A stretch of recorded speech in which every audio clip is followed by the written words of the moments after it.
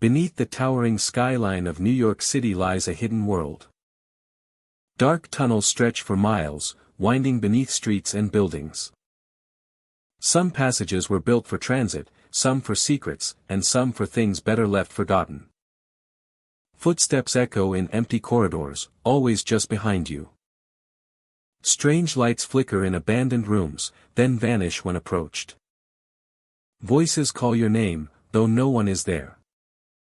Tonight, we descend into the most haunted underground passages of New York City. Hello, my dear friend. I hope you are calm and comfortable, because what lies beneath the city is not for the faint of heart. The tunnels of New York City are more than just underground pathways. They are silent witnesses to secrets, tragedies, and encounters that the daylight never sees. Some report doors opening on their own. Some feel cold hands brushing their shoulders. Some have heard whispers warning them to leave, only to find themselves unable to retrace their steps. The passages themselves seem alive, carrying the memories of those who once walked them and never left. Before we step further, let me ask you this for the comments. If you were alone in a dark underground passage and heard your name whispered from the shadows, would you investigate or run toward the nearest exit? Take a deep breath, my friend. Let us descend into the haunted underground of New York City. The forgotten subway tunnel lies hidden beneath the bustling streets of the city, a passage abandoned for decades yet quietly persisting beneath layers of concrete and asphalt. Its entrance is unassuming, often overlooked by hurried pedestrians, yet stepping inside is like entering a different world. The air grows colder, heavier, and the distant hum of the city fades into silence, replaced by the subtle echo of dripping water and the faint rumble of the old tracks. Travelers who venture into the tunnel speak of an unsettling sensation. A sense of being watched even when alone. Footsteps echo behind them, soft and deliberate, yet no one else is present. The sound follows their pace, sometimes accelerating or fading, creating a rhythm that feels almost alive. The tunnel seems to respond to movement, a corridor imbued with the memory of those who once labored here, and perhaps, those who never left. Dim lights flicker intermittently along the tunnel walls, their brief illumination casting long, wavering shadows. Each flicker reveals glimpses of cracked tiles, rusted rails, and scattered debris. While darkness returns just as suddenly, swallowing everything in its depth. The interplay of light and shadow gives the space a living quality. As though the tunnel itself is aware of every step taken within it. Some visitors claim to have seen a figure at the far end, pale and still, standing just beyond reach. Approaching it often results in nothing, the space empty except for cold air and the faint metallic scent of rust.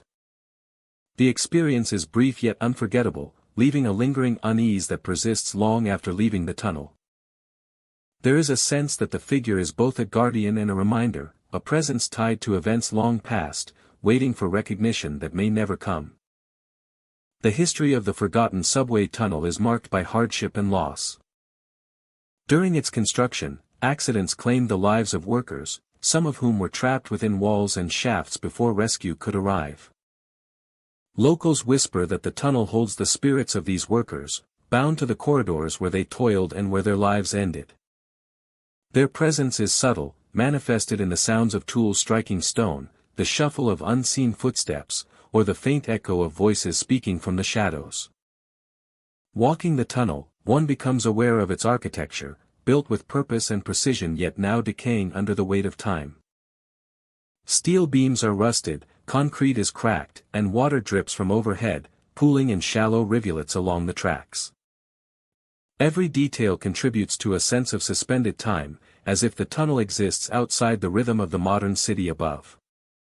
The space is both oppressive and captivating, a reminder of human endeavor and the fragility of life. The deeper one goes, the more the atmosphere thickens. The cold becomes tangible, settling into clothing and skin. And the darkness stretches endlessly in both directions. Faint echoes return distorted, making it difficult to distinguish past from present. Travelers often feel a subtle pull, a compulsion to move further in. Guided by intuition, curiosity, or the unspoken voices that seem to beckon from the walls themselves. Even brief explorations leave impressions that linger. The sound of a single step can ripple through the space, magnified and returned in unpredictable patterns. Shadows twist in corners, defying expectation, while the faint flicker of lights highlights objects long forgotten. Rusted machinery, broken rails, and forgotten tools evoke the labor and lives of those who once worked here. The tunnel seems to remember every story, every effort, and every tragedy. At certain points, the air grows dense with memory.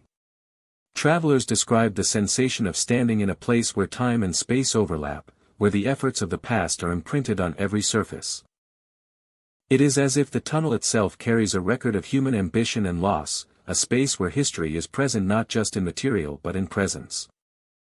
The forgotten subway tunnel remains largely sealed from the public, yet its reputation endures. Urban explorers, historians, and curious travelers are drawn by stories of the flickering lights, the echoing footsteps, and the mysterious figure that appears and vanishes. Each account contributes to the legend, reinforcing the sense that this space is not merely abandoned but inhabited by memory and shadow, a liminal place where the past meets the present in ways both subtle and profound. Even as the city above moves with relentless pace, the tunnel endures. It is a silent witness to decades of change. Its walls absorbing sound, presence, and memory. Those who enter leave with a heightened awareness of space and time, carrying with them the echoes of unseen footsteps, the fleeting figures, and the whispers of lives once lived. The forgotten subway tunnel is not simply a passage beneath the city. It is a threshold, a place where history lingers. The boundary between the living and those who remain in shadow.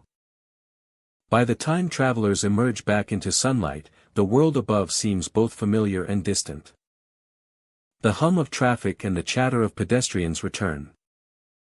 The flickering lights, the echoing steps, the brief figure at the far end.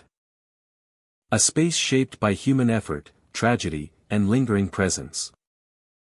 A place that refuses to be forgotten. The old city vault passage stretches beneath the streets like the hidden veins of the city itself. Beneath an aging financial building, a network of cold, narrow corridors twists and turns, connecting steel vaults that once held fortunes beyond imagining. The air is dense, carrying the faint scent of metal and stone, and every step echoes unnaturally, as if the walls themselves are listening. Visitors often speak of whispers that drift from the darkness. Counting money, soft murmurs, and the metallic clang of coins hitting iron floors fill the passages. Even when the vaults are empty. It is a sound that lingers, vanishing and returning without pattern, leaving the mind unsettled and alert. Some describe the whispers as distant at first, then startlingly close, as though the walls themselves are repeating words not meant to be heard. Cold spots are another common experience. A sudden drop in temperature chills the air and seeps into clothing and skin. These pockets of frost appear without explanation, forming where no draft should exist. Travelers shiver inexplicably as they navigate the corridors, feeling an invisible presence moving alongside them, close enough to sense yet impossible to see. Shadowy shapes move through the vault passages, forming at the edge of vision and dissolving when observed directly. Sometimes a figure appears to pass through a steel door, vanishing into the wall itself. The shapes are indistinct, like smoke or mist, yet there is an unmistakable sense of purpose behind them. Some have felt a brush against their shoulder or a pressure at the back of the neck, fleeting but enough to quicken the heartbeat. The history of the passage adds to its weight. During the Prohibition era, rumors abound of people vanishing into these vaults, drawn by greed, desperation, or secrets too dangerous to be revealed.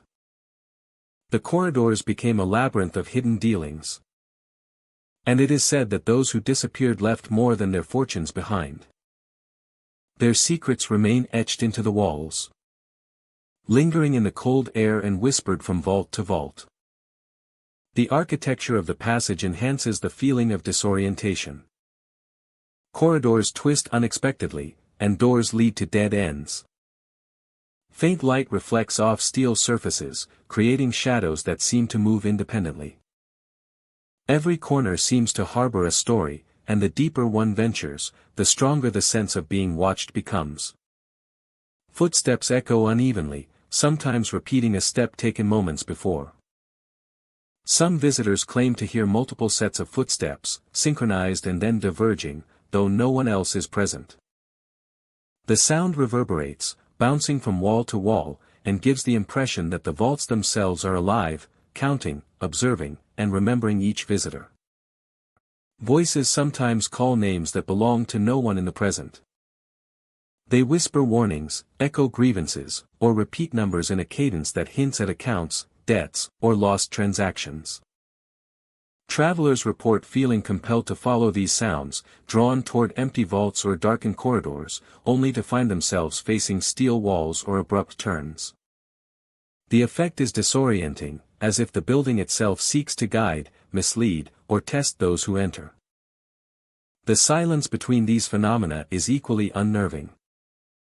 The pauses are thick, stretching seconds into long, tense moments where every creak and groan of the structure is amplified. It is during these quiet times that the passage feels most alive. Every breath is audible, every step feels watched, and the shadows seem to linger a moment longer, as if assessing the intruder. Despite the unnerving experiences, the old city vault passage retains an allure. Where whispers and shadows weave together. And where the line between the living and the unseen is blurred. A memory of a place where the past refuses to remain buried. Where whispers and shadows weave together. And where the line between the living and the unseen is blurred. The vaults themselves are cold monuments to the passage of time. Steel doors stand heavy and unyielding, yet they carry the imprint of every transaction, every secret, and every disappearance that occurred within. Even in the absence of human presence, the echoes of the past persist. The corridors are repositories not only of money, but of memory, fear, and unresolved history. As travelers navigate the labyrinthine passages, they encounter moments where the ordinary world seems suspended. Light behaves oddly, shadows stretch unnaturally, and the air is thick with anticipation. Each step is both a journey and a test, as if the vaults themselves measure curiosity, caution, and courage. Those who linger too long sometimes report an oppressive weight, a reminder that some presences are patient and enduring. The old city vault passage is more than an architectural curiosity. It is a living record of ambition, secrecy, and the consequences of human desire. Visitors leave with the sense that the passage has observed them, recorded their presence, and retained a fragment of their story within its walls. Whispers fade, shadows dissipate, and cold pockets warm, yet the memory of the place lingers, waiting for the next visitor to step cautiously into its labyrinthine depths. To enter the vault passage is to step into history and mystery intertwined. Every sound, every shadow, every chill in the air is a reminder that some places are never truly empty. The old city vault passage holds its secrets tightly, preserves its stories in steel and stone, and continues to echo with the presence of those who vanished, leaving behind a legacy that cannot be ignored. The abandoned freight tunnels stretch beneath the city like veins of forgotten industry. Once bustling with workers, carts, and the hum of commerce. They are now silent corridors of shadow and stone. Air hangs heavy with the scent of damp concrete and rusting metal, carrying the faintest echo of sounds long past. Visitors stepping into the tunnels feel an immediate shift in atmosphere. The temperature drops, and the faint smell of oil and iron fills the nostrils. The light from above struggles to penetrate the darkness, and shadows stretch unnaturally along the walls. The silence is rarely complete. A distant clatter sometimes rises from the depths, like a cart rolling over uneven tracks, only to fade before its source is identified. The walls are lined with traces of the past. Rusted hooks, abandoned doors, and corroded rails hint at a time when the tunnels were alive with motion. Travelers report hearing chains rattling without explanation, and doors creaking open or closed when no wind passes through. The sound is deliberate, almost as if the tunnels themselves remember the rhythm of work and life that once pulsed through their halls. Figures appear in the periphery of vision. Shadows take the shape of men and women dressed in old-fashioned work clothes, moving along the hallways as if on invisible schedules. Some pause and stare, though their faces remain obscured by shadow. When approached, they vanish, leaving behind only the faint impression of cold air and the echo of footsteps. Those who linger too long often feel a presence pressing behind them, close enough to breathe upon the neck, yet when they turn, no one is there. Accidents were common during the Tunnelsa operation. The tight spaces, heavy machinery, and dim lighting contributed to numerous tragedies. Some workers disappeared entirely, swallowed by the labyrinth of corridors and never recovered. Rumors claim that these lost souls linger, bound to the tunnels by unfinished work and untimely death. The air seems to carry their memory, every echo a reminder of lives intertwined with stone and steel. Explorers speak of time distorting inside the tunnels. Minutes stretch and compress, and sounds from other sections reach the ears in unpredictable sequences. A faint whistle of wind can resemble a call, and the drip of water from the ceiling can sound like distant footsteps pacing. Some visitors hear muffled voices just beyond comprehension, murmurs that suggest conversation or warning but fade before clarity arrives. The darkness deepens as one ventures farther in. Light from entryways diminishes, and the walls seem to close in. Rust flakes from overhead beams, falling with soft taps onto the ground. Every sound is amplified, creating the illusion of movement just beyond vision. Travelers feel the sensation of being watched, a pressure at the back of the mind, and the instinct to turn around becomes irresistible.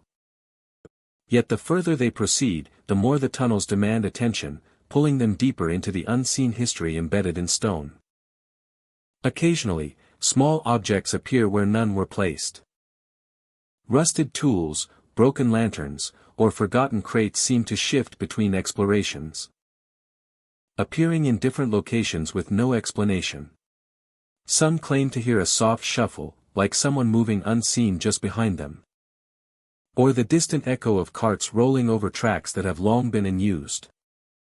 It is as if the tunnels continue to function in a realm beyond perception, preserving the labor of the past in subtle, spectral movements. Stories of encounters vary.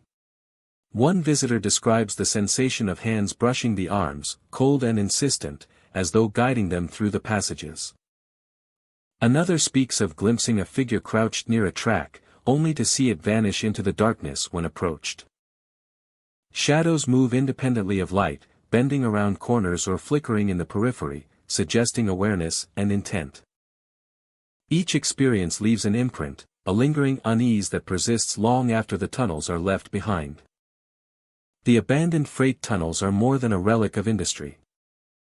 They are a testament to memory and loss, holding fragments of human life in every crevice. The walls carry stories of toil, tragedy, and the invisible presence of those who never departed fully.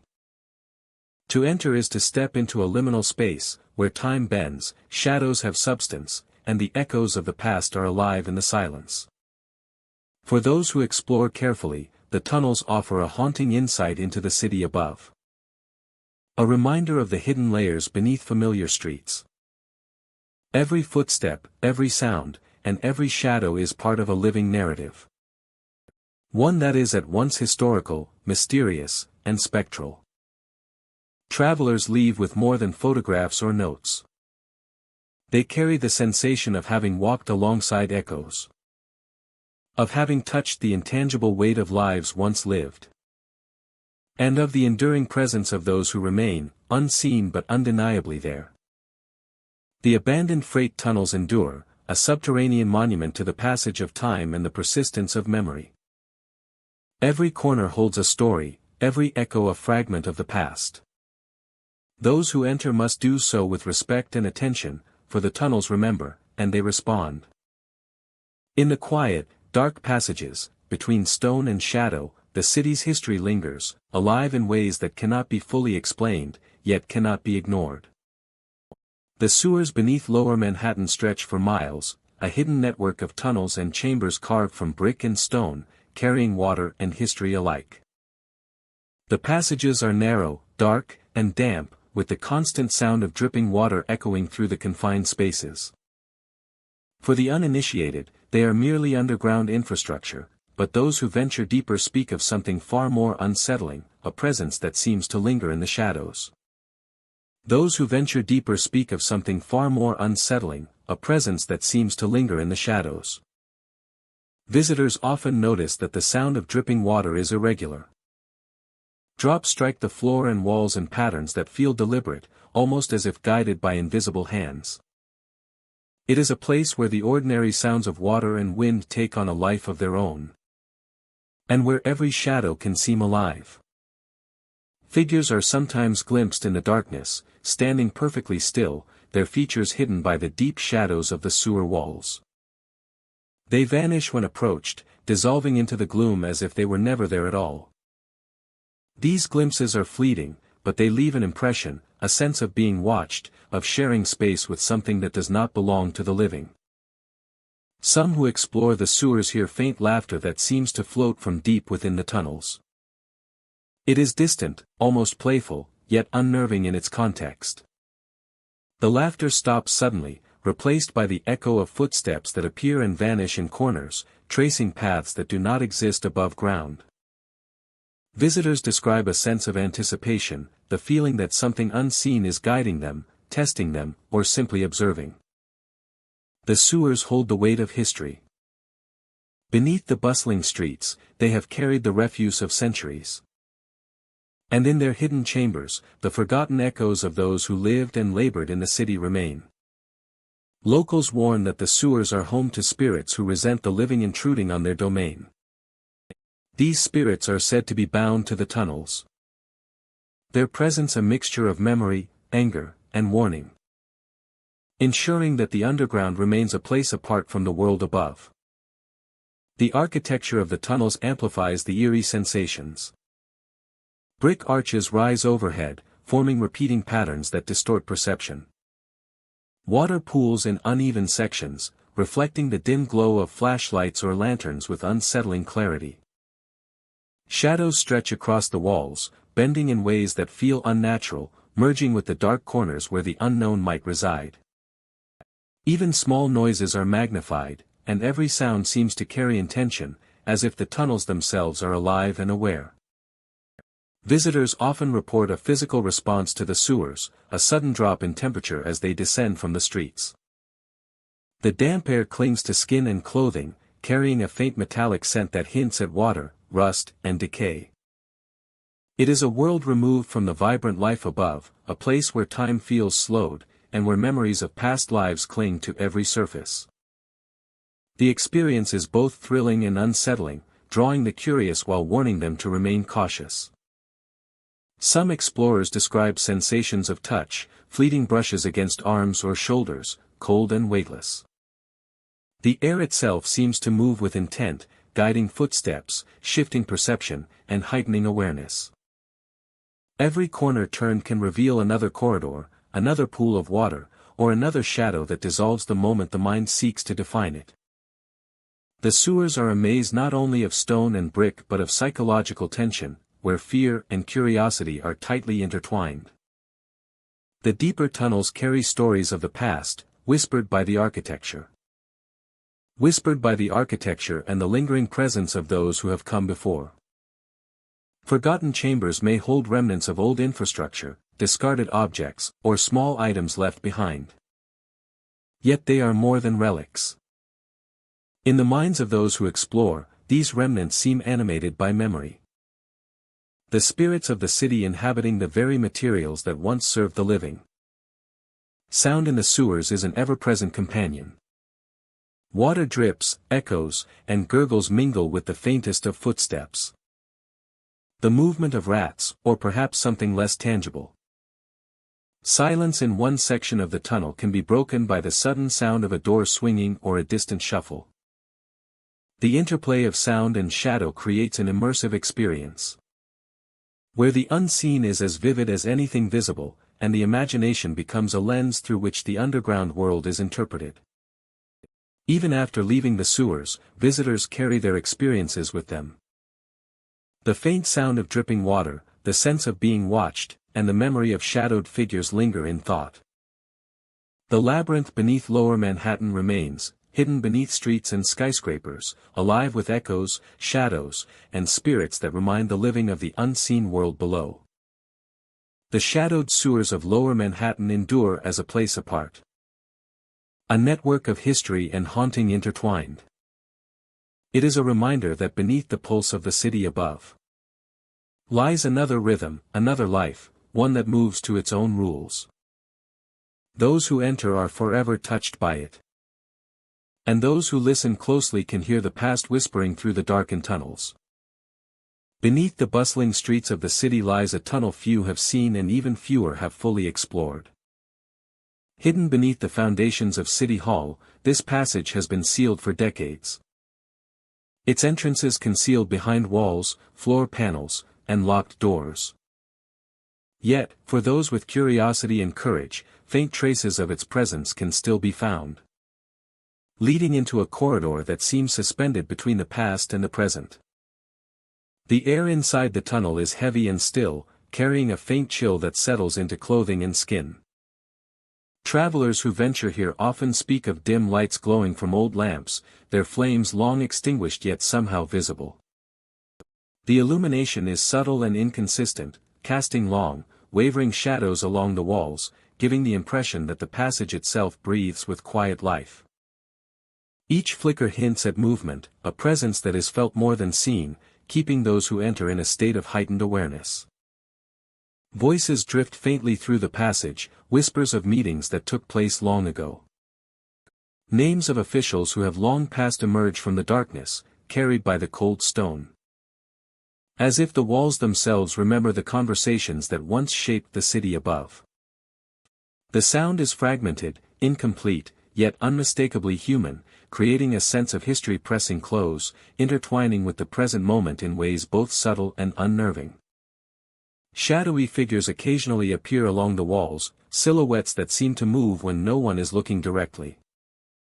Mirrors within the tunnel sometimes reflect faces that are not there, fleeting glimpses of individuals whose expressions are frozen in time, staring into space and leaving an imprint of memory behind. The effect is disorienting, and travelers often feel as though the tunnel itself observes and responds to their presence. The tunnel is not merely a hidden corridor, it is a vessel of memory and secrecy.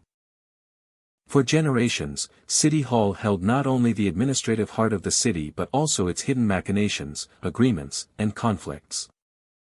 Some believe that the tunnel absorbed these energies, preserving them in the very stone and mortar. Visitors speak of a lingering awareness, a sensation that the place knows what is hidden, and that those who enter are momentarily under its watchful gaze. Walking the passage is a study in patience and attention. The floor is uneven, carved with grooves from decades of forgotten use, and small debris litters the way. Every sound carries, from the scuff of a boot to the whisper of cloth against walls, amplified in the hollow space. The further one ventures, the more the tunnel seems to stretch beyond normal expectations, corridors bending subtly, angles shifting, and distances seeming longer than measured outside. At times, the temperature fluctuates sharply. A sudden draft will rush through the passage, carrying the scent of damp stone, aged wood, and a faint metallic tang that hints at tools once used and forgotten. Lights flicker as though responding to movement, shadows shift in patterns that are almost purposeful, and the sense of being accompanied never fully fades.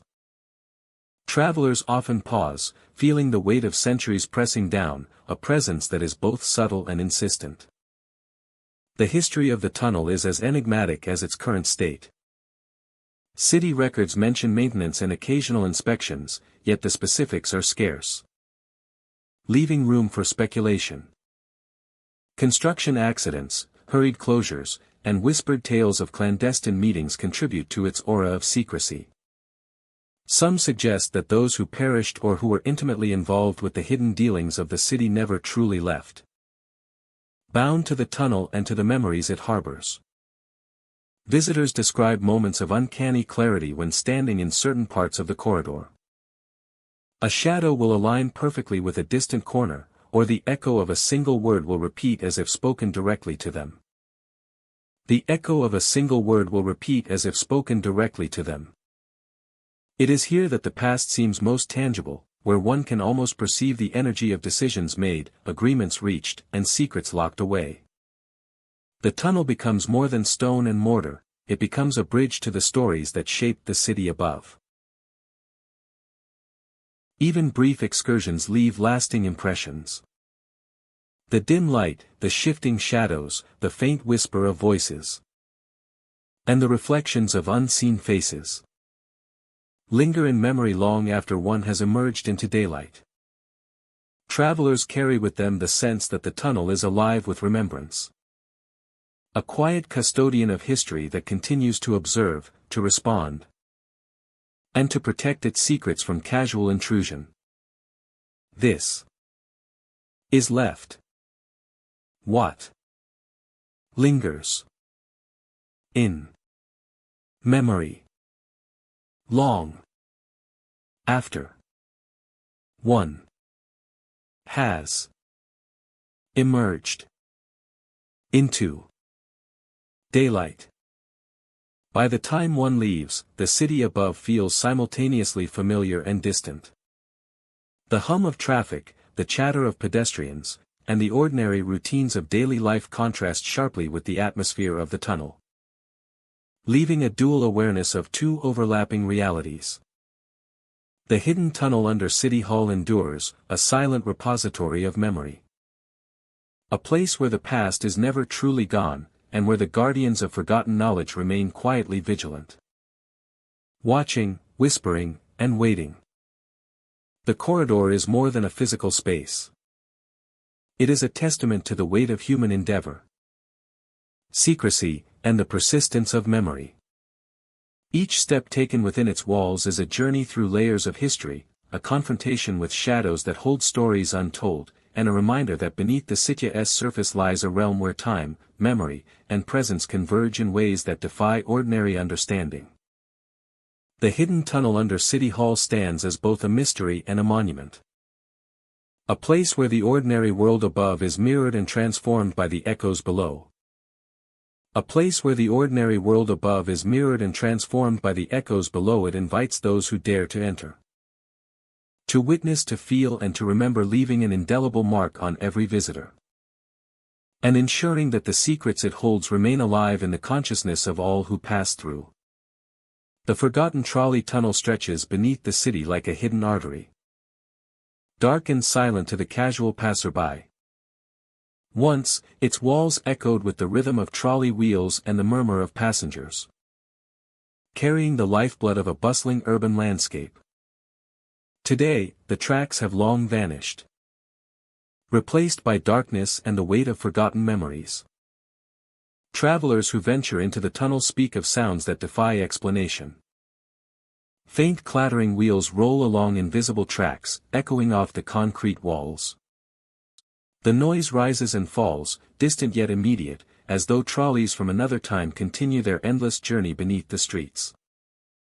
Footsteps seem to synchronize with the imagined clatter, creating the sense of being accompanied by unseen commuters who have never left.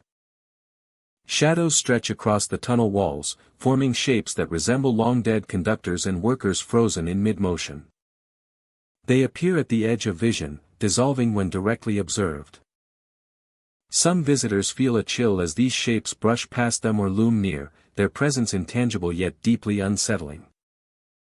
The shadows are silent reminders of lives lived and lost within the steel and stone of the subterranean corridors. Whispers drift along the tunnel, rising from the darkness like fragments of memory. The voices vary in tone, sometimes urgent, sometimes mournful, carrying a sense of urgency and lingering sorrow. Those who listen closely report a strange compulsion to follow the sounds, moving deeper into the passage despite the unease that tightens around them. The history of the tunnel is steeped in tragedy. Decades ago, a catastrophic accident trapped workers during construction, leaving many to perish beneath the city. Their efforts were buried along with them, but their presence remains, tethered to the place where they toiled and where their lives ended abruptly. It is said that these spirits linger not out of malice, but because the work they began was never completed, leaving their souls caught between worlds. The architecture of the tunnel enhances the sense of unease. Its low ceilings and narrow passages create tight spaces where echoes amplify every sound. Light behaves unpredictably, bending around corners and disappearing into dark recesses. Every step feels measured, every movement scrutinized.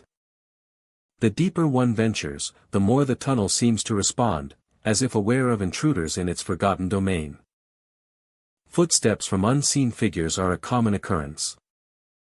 Some describe hearing multiple sets of steps, each with its own rhythm, following closely behind or running ahead, only to vanish without a trace. The sound is heavy and deliberate, sometimes accompanied by the subtle scrape of metal against stone, as if the trolleys themselves are still on their scheduled rounds. Visitors occasionally glimpse fleeting shapes moving along the walls or across the tracks that no longer exist. These apparitions are indistinct, often forming as the mind struggles to interpret shadows in low light. The effect is hypnotic, a dance of the past imposed upon the present. The air inside the tunnel carries a coldness that seems unnatural. Pockets of icy draft appear where there should be none, brushing against skin and seeping into clothing. Some report a sudden heaviness in the chest or a sensation of pressure at the back of the neck. It is as if the space itself remembers the labor, fear, and final moments of those who worked within it. Silence between phenomena is as potent as the sounds themselves. During these quiet stretches, every creak of the walls and drip of water is amplified, creating a heightened awareness of the space. The tunnel feels alive in these moments, attentive and patient, observing the living as it has observed for decades. Despite the unease, the forgotten trolley tunnel draws explorers, historians, and those fascinated by the unseen. Each visit offers glimpses into a world suspended between past and present. The clatter of phantom wheels, the shadows of long-dead workers, and the whispers of caution combine to create an immersive experience that is both haunting and compelling. Every corridor, every corner, every faint echo carries the weight of history. The forgotten trolley tunnel is not simply an abandoned infrastructure. It is a vessel for memory and unresolved stories. Visitors leave with the sense that the place has seen them, noted their presence, and recorded a fragment of their experience. The spirits of the past linger, waiting for the next footsteps to enter their domain, ensuring that the tunnel remains alive with stories even in its emptiness. To enter the tunnel is to walk through layers of time. It is to hear what was once routine, to see shadows of lives abruptly ended, and to feel the persistent hum of history beneath the streets. The forgotten trolley tunnel is a reminder that some places never truly sleep, and that beneath the surface of the city, echoes of the past endure, patiently awaiting those who dare to listen. And that beneath the surface of the city, echoes of the past endure, patiently awaiting those who dare to listen. Every step taken within the forgotten trolley tunnel is an act of exploration and respect. The air, the shadows, and the whispers are all witnesses to the lives and stories that shape the space. It is a corridor where memory lingers, history breathes, and the unseen continues its silent vigil, ensuring that the tunnel is never truly forgotten. The old mail passage stretches beneath the streets of Manhattan, a network of narrow corridors once bustling with the delivery of letters and parcels. Aged bricks line the walls, darkened by decades of dust and the faint stains of forgotten rainwater. The air carries a chill, damp and heavy, pressing against anyone who ventures too far inside. Visitors entering the passage often notice a subtle, constant rustle, like envelopes shifting under unseen hands. The sound is soft but deliberate, moving rhythmically along the corridors as though the mail itself is still being sorted. Cold drafts pass through the walls where no doors or windows exist, carrying with them the faint scent of paper and ink, a ghostly reminder of the passage's former purpose. Dim lights flicker along the ceilings, their weak glow revealing empty sorting tables and stacked crates that have long since been abandoned. In the corners of vision, shapes appear fleetingly. Figures in old-fashioned postal uniforms sometimes stand by the walls or at the end of a hallway. They vanish when approached, leaving only a sense of presence and the faint echo of footsteps or the soft flap of an envelope. Time seems to behave differently inside the passage. Seconds stretch and collapse. Or sounds from distant parts of the tunnels reach the ears with a strange delay.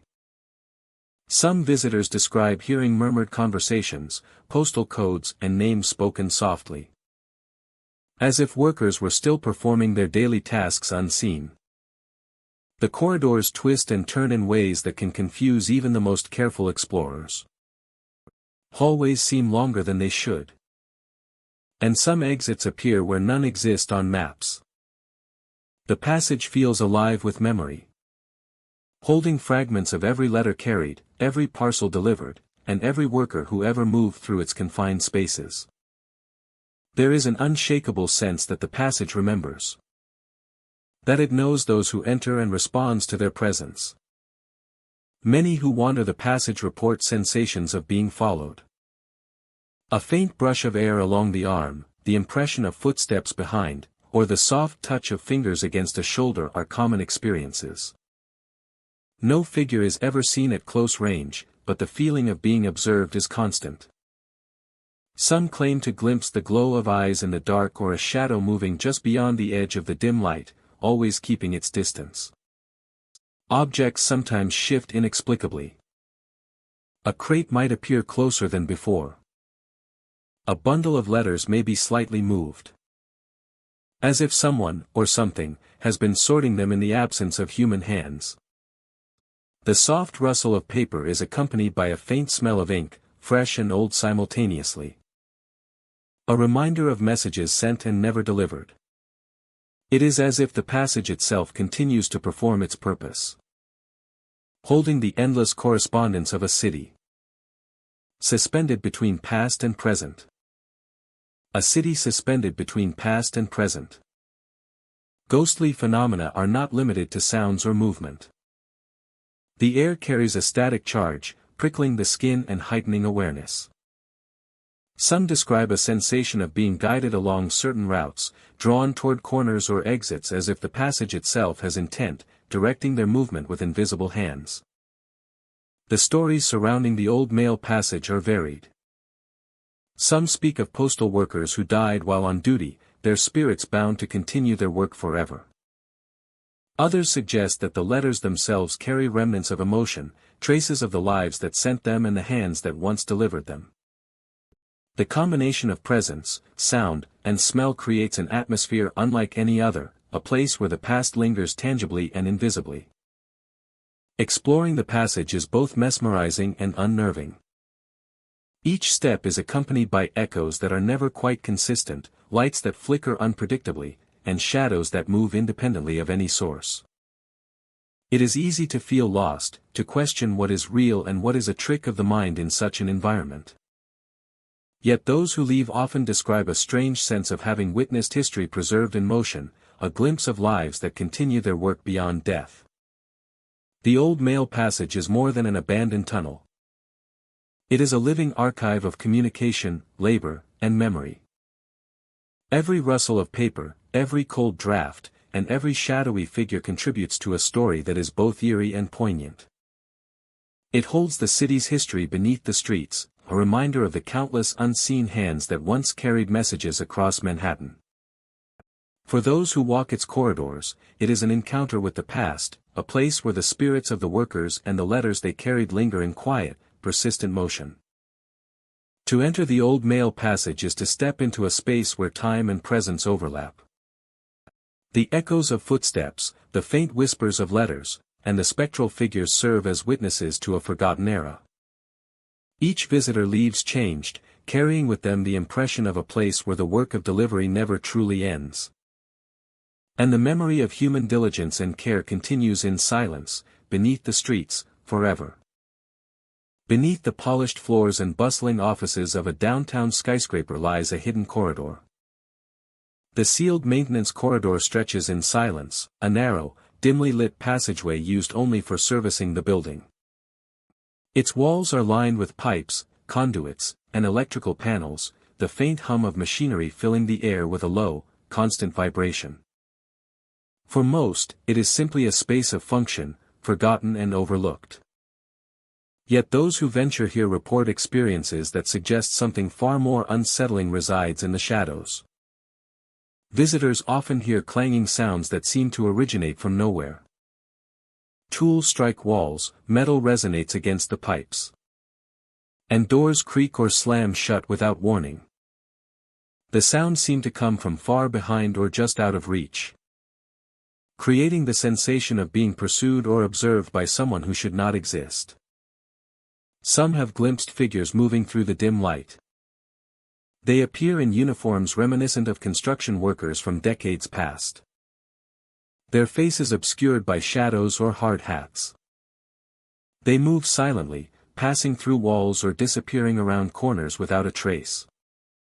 The presence is fleeting, yet unmistakable, leaving a chill in the air. And an awareness that the corridor is alive with memories of those who once labored here. The building's history adds weight to these experiences. During its construction, several workers tragically lost their lives, accidents claimed amidst the steel and concrete of the unfinished skyscraper. Locals warn that their spirits remain, bound to the corridors where they once worked, unable or unwilling to leave the site of their final days. Their presence manifests subtly, through movement, sound, and the inexplicable sensation of being watched. The corridor is narrow and enclosed, amplifying every sound. A distant clang resonates with startling clarity, bouncing off the walls and floor.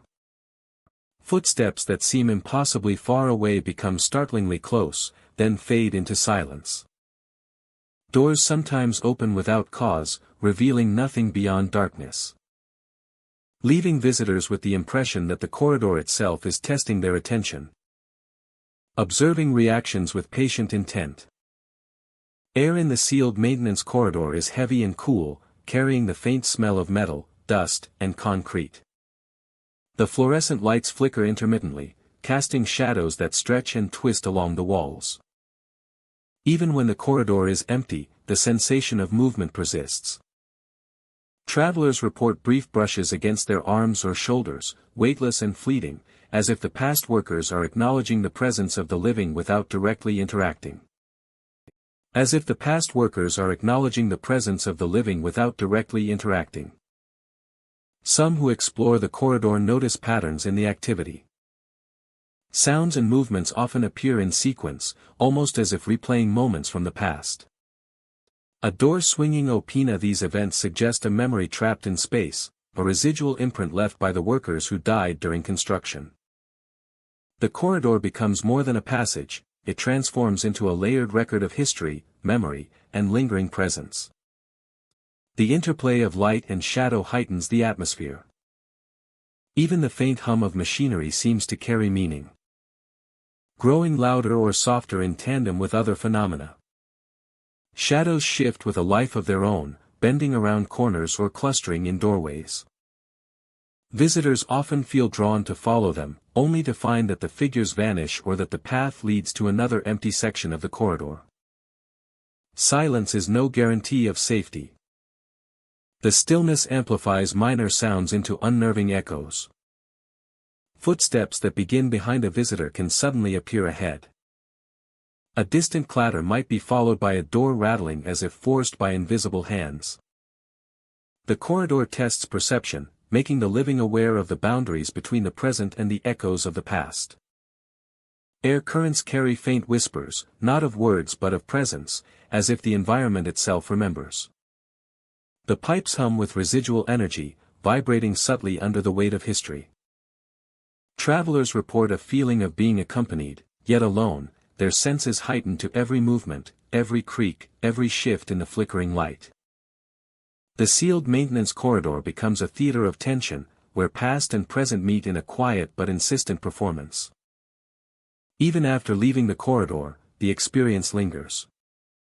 The memory of footsteps, fleeting figures, and unexpected sounds continues to play in the mind. Visitors carry with them a heightened awareness of spaces typically overlooked. A recognition that some corners of the modern city hold histories that refuse to remain buried. The skyscraper above hums with life and activity. Yet beneath, the maintenance corridor endures. A hidden realm where the past persists in echoes and shadows. The sealed maintenance corridor is a testament to memory, tragedy, and the persistence of presence. And that the spaces we build are layered with history. And that those who leave without farewell sometimes remain to watch over their domain. The corridor stretches on, dimly lit and silent to most, yet alive to those who notice.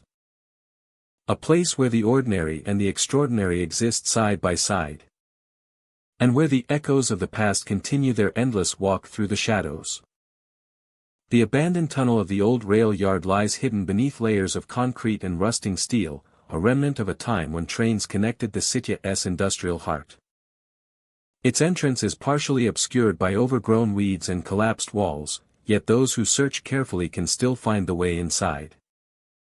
Once within, the world above seems to disappear, replaced by a long corridor where echoes carry and shadows gather in the corners. Travelers speak of hearing trains passing through the tunnel, the sound of wheels clattering on rails. The sound of wheels clattering on rails that no longer exist. The sound is not constant, appearing suddenly and vanishing just as quickly, leaving a deafening silence in its wake. It is a haunting reminder of the tunnel's history and the lives that once depended on its passage. Shadows in the tunnel behave strangely. Some appear to pace alongside visitors, moving in tandem, yet disappearing when approached directly. Others linger near walls, stretching unnaturally and flickering at the edges of perception. These forms are fleeting, sometimes subtle, sometimes startling, but always present, as if the tunnel itself is populated by the memory of those who worked and traveled along its length. The feeling is almost tangible, a presence that is both unseen and unavoidable. Icy touches have been reported by those brave enough to walk the full length of the corridor. Fingers that brush along arms and shoulders, sudden chills that make skin prickle, or a faint pressure that feels like being guided or restrained. The sensation is not malicious but deliberate, a warning or an invitation, an interaction between the living and the echoes of the past. Travelers often hesitate, unsure whether to proceed or retreat, drawn forward by curiosity yet restrained by instinct. The tunnel itself is a study in decay and persistence. Rusted beams support cracked concrete ceilings, remnants of old lighting fixtures hang from wires. Remnants of old lighting fixtures hang from wires, and debris litters the ground. Debris litters the ground, and water drips from overhead, forming shallow puddles. Water drips from overhead, forming shallow puddles that reflect the dim light, and the air carries the smell of damp stone, rust, and the faint metallic tang of forgotten machinery. History lingers here in subtle ways.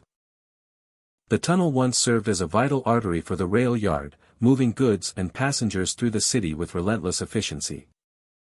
Workers labored in its depths, their lives intertwined with the movement of trains and the rhythm of the city above. Accidents were inevitable, and some who perished were never recovered, their presence remaining imprinted on the space itself. Locals whisper that the tunnel remembers every footstep, every conversation, and every soul that ever passed through. Moving deeper into the corridor, the atmosphere thickens. Shadows seem to gather at the periphery of vision. Every sound takes on weight and significance. The clatter of imagined trains echoes between walls. The drip of water is amplified into a rhythmic cadence. And the sense of being observed never fully fades. Even familiar passages feel strange and unpredictable. As if the tunnel is constantly shifting, responding to those who enter with subtle movements and illusions. The interplay of light and shadow is a defining feature. Broken fixtures and the occasional flash of daylight through cracks in walls create patterns that appear alive. Forms emerge and dissolve, creating the impression of movement and presence where there should be none. Mirrors, old reflective surfaces, and puddles sometimes reveal glimpses of figures that vanish when directly observed, further heightening the sense that the tunnel itself is aware and attentive. Exploring the tunnel is as much a mental journey as a physical one. The mind fills gaps in perception with imagined figures, half-formed shapes, and whispered conversations. Yet many visitors attest that these sensations are not purely imagination. There is a tangible weight, a responsiveness that cannot be explained, and an ever-present awareness of past lives that linger just beyond sight. Every corner turned and every step taken deepens the connection between visitor and space. Even brief explorations leave a lasting impression. The echoes of trains, the pacing shadows, and the icy touches create memories that persist long after leaving the tunnel. Travelers often report heightened sensitivity to sound and light. A lingering chill, and the sense that the tunnel continues to watch them even from afar.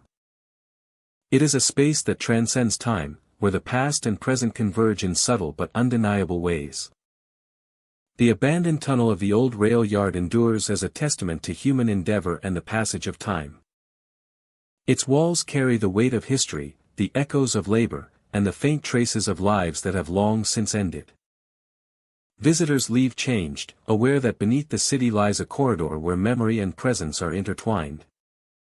Where shadows and sounds preserve what the world above has forgotten. And where the tunnel continues to exist as both witness and participant in its own story. This tunnel is more than a passage. It is a living record, a silent guardian of history. A place where those willing to enter encounter the persistence of memory in its most tangible form.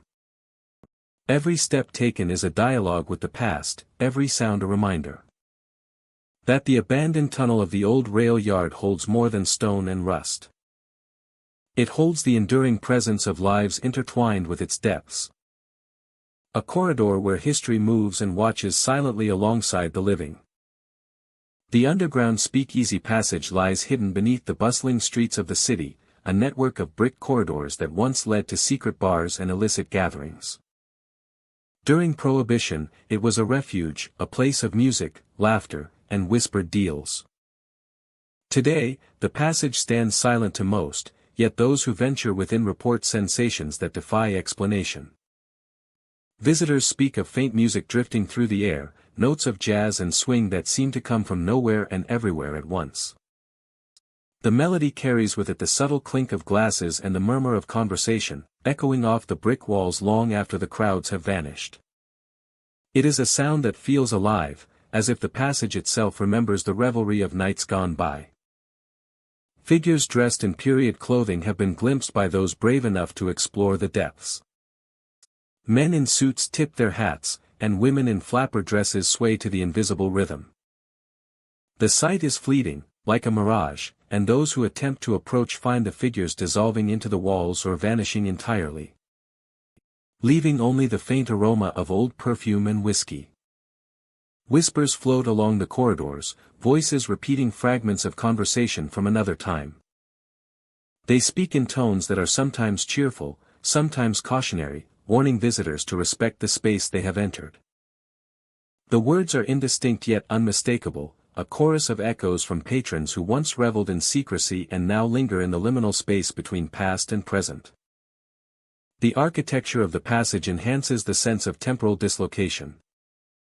Narrow hallways curve unexpectedly, and doorways lead to rooms that seem larger than the outside structure would allow.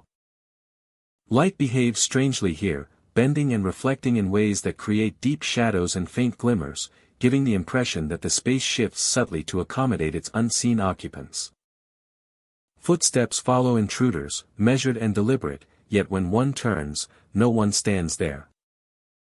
The sound is sometimes accompanied by the faint scraping of chairs across the floor or the subtle thump of dancing feet.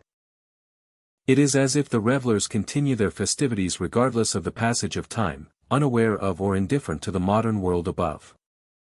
The air inside the passage carries a weight of history. It is cool and slightly damp, filled with the faint scent of aged wood, smoke, and spirits. At times, it seems to thicken, pressing against the chest as if reminding visitors of the countless lives that once moved through these corridors. The sensation is both alluring and unsettling, drawing explorers deeper into the maze-like structure. Some travelers have reported interactions that feel almost tangible. A hand brushes past a shoulder, light as a whisper, or a coat sleeve seems to shift as though someone has passed behind. These fleeting touches leave an impression, a reminder that the passage is not entirely empty. And that the spirits of the past remain bound to the revelry they once enjoyed. The passage is also known for its illusions.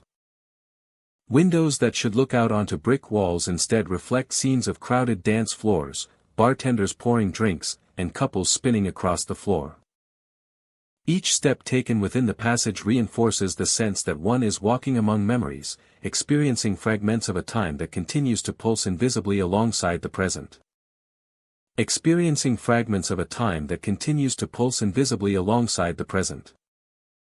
Locals warn that lingering too long can be dangerous. Those who move too slowly, who listen too intently to the music or gaze too deeply at the apparitions, risk becoming part of the eternal gathering. They may vanish from the modern world, absorbed into the passage to join the spectral revelers who have remained for decades.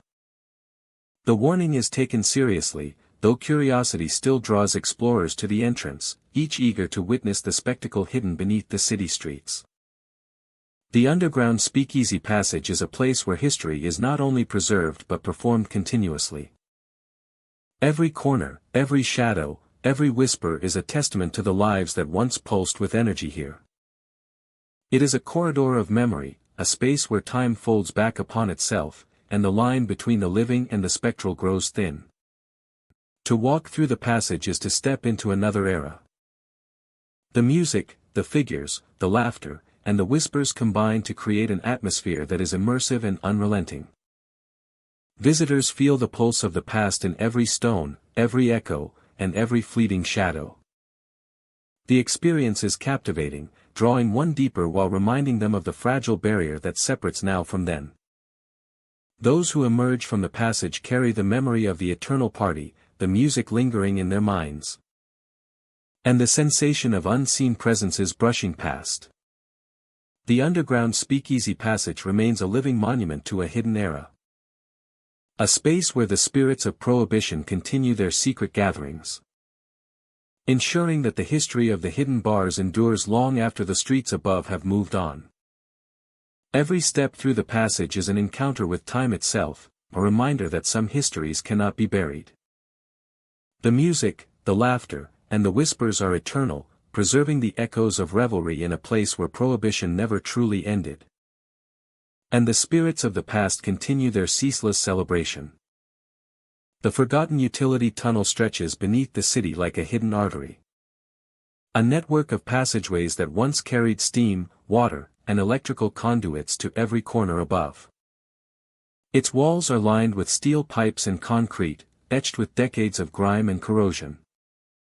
The air is heavy, carrying the faint metallic scent of rust and damp stone, pressing against anyone who ventures too far inside.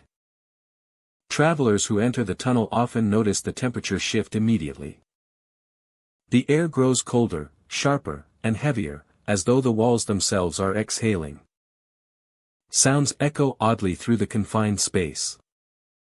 A sudden bang, reverberating through a junction, can make the heart jump, even when no maintenance work has been done for years. These noises seem to originate from nowhere, yet they feel deliberate, timed, and unsettling. Shadowy figures are frequently reported near the tunnel at junctions and bends. They appear at the edge of vision, humanoid but undefined, sometimes tall, sometimes hunched, moving slowly along the walls or behind piping. When approached, the figures vanish, leaving only the dim hum of electricity and the cold draft that follows their disappearance. It is as if the tunnel itself conceals them, granting them presence and then erasing it at will. The tunnel's acoustics play tricks on perception. Some visitors describe hearing voices calling their names. The tone is impossible to place, both friendly and threatening at once, coaxing yet warning, echoing in the enclosed corridors with an unnerving precision. The voice seems to come from all directions at once, sometimes from behind, sometimes above, lingering long enough to make a visitor hesitate before moving forward. Pipes hum with residual energy, and valves occasionally shift on their own, producing low, resonant groans. The sensation is almost imperceptible, yet it fills the air with an unsettling energy. The forgotten utility tunnel was never meant for visitors. Its original purpose was practical, mechanical, essential to the life of the city above. But over time, neglect has allowed something else to emerge. Travelers report the sensation of being followed, a presence just behind them, uncatchable, silent until a sudden noise announces its awareness. Cold air brushes across skin where no wind exists, and footsteps echo in the corners, never aligned with the visitor's own. Never meant for visitors. Some explorers describe a disorienting experience as they walk deeper. Hallways twist unexpectedly, junctions appear where none should be. And exits seem to retreat farther with every step. The tunnel distorts perception, making distances longer.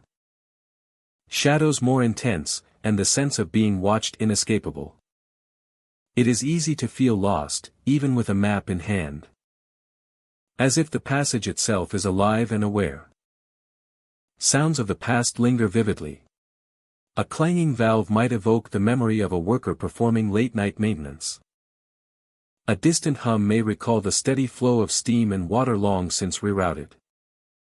Visitors sometimes catch glimpses of equipment that seems to move slightly when unobserved, as if continuing its duties in the absence of human hands. The effect is subtle, unnerving, and inescapable. The atmosphere inside the forgotten utility tunnel is dense with history and memory. Each shadow, each echo, each shift in temperature carries the weight of decades of utility work, of people who labored unseen beneath the streets. There is a sense that the tunnel retains these moments, allowing them to surface intermittently to those who dare to enter. Exploring the tunnel is both fascinating and unsettling. The cold, the shadows, and the inexplicable noises create a tension that grows steadily the deeper one goes. Time behaves strangely, minutes stretching into what feels like hours, and footsteps of unseen companions keeping pace.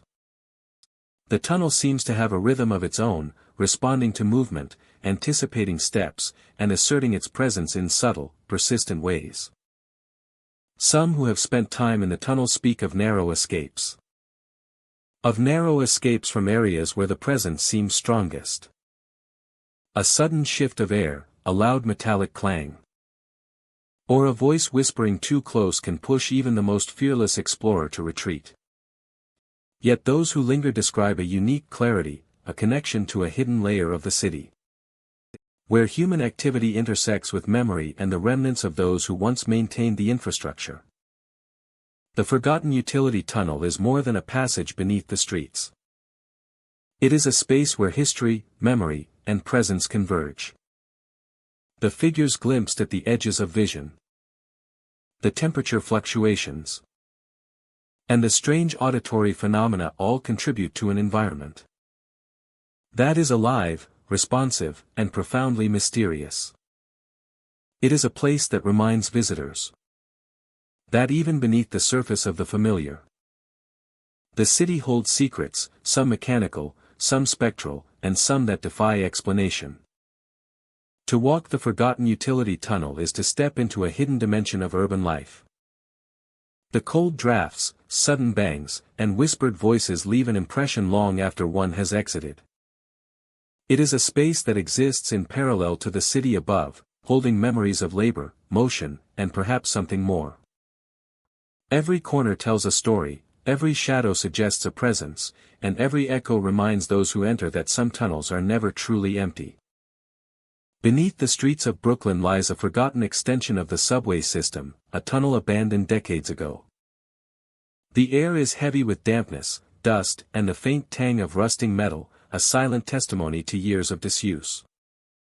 The old subway expansion tunnel stretches into darkness, its walls lined with cold brick and the remnants of tracks that no longer carry trains. To the casual observer, it is merely a relic of the past, but those who venture here speak of experiences that suggest the tunnel is far from empty. Visitors often report hearing the echo of trains long gone. Footsteps, the clatter of wheels, and the distant rumble of movement reverberate through the tunnel. The sounds are intermittent, sometimes subtle, sometimes startling, and they carry an uncanny realism that defies explanation. They seem to originate both far ahead and behind, creating a sensation of being caught between 2 points in time. Figures have been glimpsed pacing along the tracks. Dressed in uniforms of a bygone era, these apparitions move with purpose, following paths that are familiar yet unreachable. Their faces are obscured by shadows. And they vanish the moment attention is fully directed toward them. Observers feel a simultaneous urge to follow and to retreat. Aware that these figures exist on the boundary between the living world and memory. The tunnel exerts a physical presence. The air grows colder with each step, chilling skin and seeping into clothing. Moisture clings to surfaces and drips from overhead supports, landing with irregular rhythm on the floor and tracks. Some visitors describe sudden brushes against their backs, weightless and fleeting, as though invisible hands are guiding them forward or warning them away.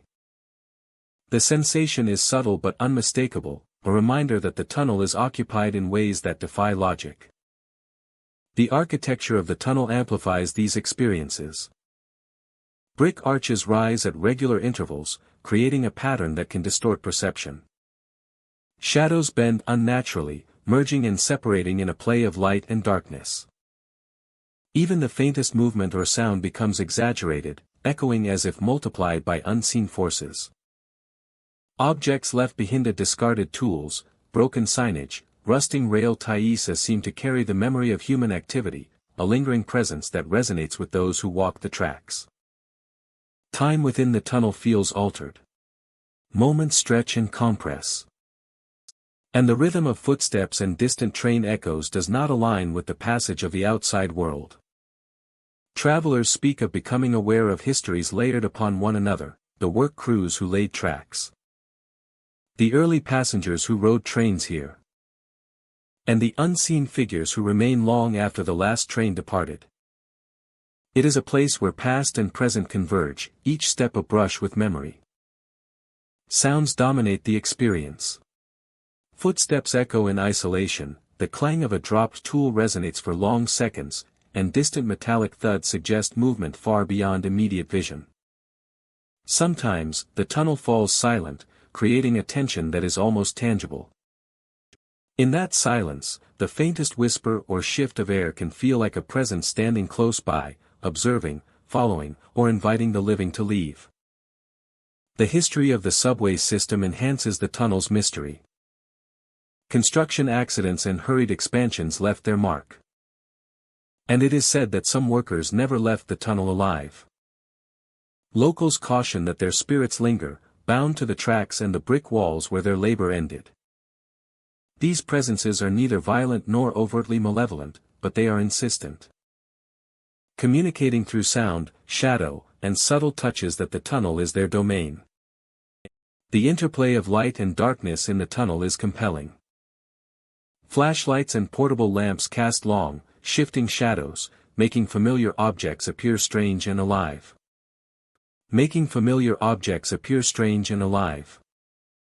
The reflections of light on rails and puddles of water create illusions of movement. And in the corner of the eye, figures appear to pass silently. The tunnel seems to respond to observation, revealing and concealing in equal measure. Keeping the living aware of their position yet never fully in control. Even brief exploration leaves a lasting impression. Visitors often report heightened senses for hours afterward, an awareness of sounds and movements in ordinary spaces that were unnoticed before. The old subway expansion tunnel impresses upon those who enter that the past is never truly gone, and that spaces built and abandoned by humans carry echoes of the lives that passed through them. The tunnel endures, silent yet alive. Its brick walls hold memory. Its tracks hold the rhythm of vanished trains. And its air carries the presence of workers long gone. Those who explore feel the persistence of what was. The faint brush of invisible hands. The distant pacing of figures. And the echo of time itself. The old subway expansion tunnel is more than an abandoned passage. It is a place where the boundaries between the living and the departed blur. Where history continues to breathe. And where the forgotten refuse to remain unseen. The old subway expansion tunnel is more than an abandoned passage. It is a place where the persistence of the past continues to breathe, and where the living and the departed coexist. And where the forgotten refuse to remain unseen.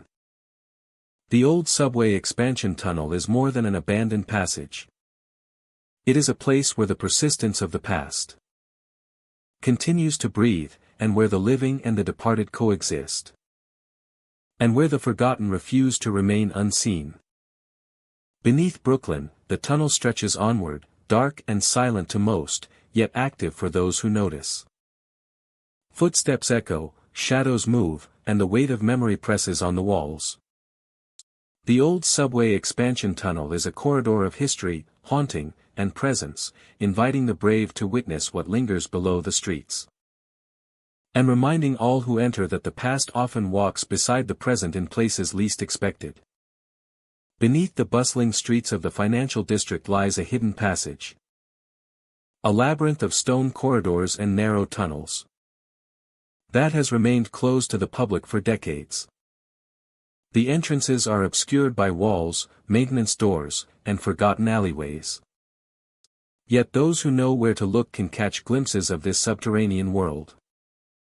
Where echoes linger and shadows seem to move of their own accord. The air in the hidden passage is heavy and cool, carrying the scent of damp stone and aged concrete. Footsteps resonate differently here, every sound amplified, every whisper traveling farther than expected. Visitors often report hearing voices that do not belong to anyone present. Faint murmurs of deals, arguments, and hurried conversations drift along the walls, carrying the cadence of early financial dealings as if the passage itself remembers the lives that once moved through it. Shadows are common companions in the corridor. At the far end, dark forms sometimes take shape. Appearing as figures dressed in the attire of businessmen and workers from the early 1900s. They do not move toward observers but linger, performing small gestures, leaning over desks, or walking briskly. Before vanishing into the stone. These glimpses create a sense of timelessness, a bridge between the modern city above and the hidden echoes of its past. Mirrors along the passage add to the disorienting atmosphere. Faces appear in reflections for a brief moment, often pale and expressionless. And disappear the instant they are observed directly. Travelers describe a feeling of being watched without knowing by whom. As if the walls themselves hold the memory of every step ever taken. Each reflection, each fleeting figure, leaves a trace on the mind. A persistent reminder that this hidden passage carries more than stone and shadow. The architecture of the tunnel is both deliberate and imposing. Stone arches curve overhead, supporting ceilings long forgotten by the city above. Walls are etched with marks left by tools, machinery, and hands that worked tirelessly decades ago. The corridors twist and branch unexpectedly, making navigation a challenge and enhancing the sense of dislocation from the world above. Light is scarce, filtered only through cracks in walls or the occasional flicker of an old lamp, and darkness dominates the majority of the space, stretching endlessly in both directions. Darkness dominates the majority of the space, stretching endlessly in both directions. Visitors often notice temperature changes as they move deeper into the passage. Cold drafts sweep through narrow corridors, carrying faint echoes of voices, while pockets of still air seem to press against the skin. Every footstep is amplified, every sound magnified, making it impossible to ignore the presence of something unseen. The sensation is subtle yet persistent, heightening awareness and creating a sense of vulnerability in a space designed for work and secrecy. The history of the passage is shrouded in secrecy. It was constructed to connect offices, banks, and warehouses, allowing the flow of information, money, and personnel without drawing attention from the public streets above. Over time, accidents, closures, and structural changes rendered parts of it inaccessible, leaving only fragments for those who dare to explore. Some suggest that the passage has absorbed the energy of decades of human ambition, tension, and ambition, preserving echoes of the past in every stone and shadow. As travelers move further, the corridor seems to shift subtly. Angles feel distorted, distances longer than expected. And familiar landmarks occasionally vanish or appear where none existed before. Shadows twist in corners. And reflections in mirrors seem to lag behind reality, hinting at the presence of something watching, waiting, or guiding. It is an experience that challenges perception, blending history with the present, in a way that is both unsettling and mesmerizing. The passage is not threatening, but it is insistent. Whispers, footsteps, and shifting shadows create an environment that demands attention. Visitors report moments of profound awareness, where every sound and movement seems significant. Every shadow potentially meaningful. The experience leaves a lasting impression, a sense that this hidden world exists parallel to the streets above. And that those who enter become momentarily part of its continuum. Even brief journeys through the passage leave impressions that endure long after returning to daylight. The echoes of unseen voices, the fleeting reflections, and the dark shapes at the far end remain in memory, creating a heightened sensitivity to sounds and movements in everyday life. Travelers leave with a sense of having glimpsed history preserved in stone. Of having walked among the remnants of decisions, labor, and secrets that shaped the financial district above. The hidden passage beneath Wall Street continues to exist, largely unseen and unknown, a repository of memory, shadow, and presence. It is a space where history is tangible, where echoes of past lives persist, and where time is experienced differently. Each visitor who dares to enter carries away not only the stories of the passage itself but also the sense that beneath the city's surface lies a world where ambition, secrecy, and memory intersect in ways that are both haunting and captivating. This corridor is more than stone and concrete. It is a living testament to the people who built the city, to the deals made and lost, and to the passage of time itself.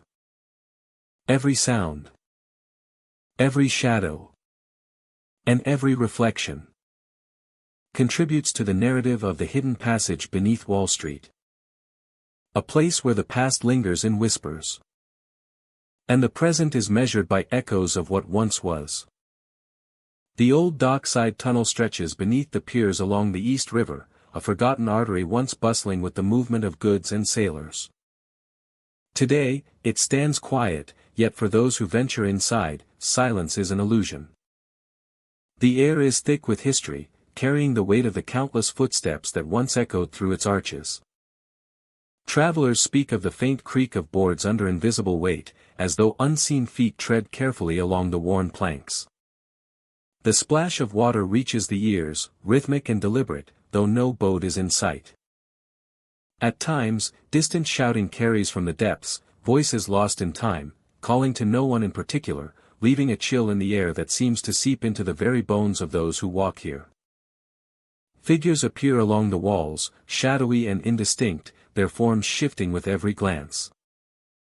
Some are seen pointing toward the water, as if guiding attention to some unseen tragedy or warning of dangers lurking beyond.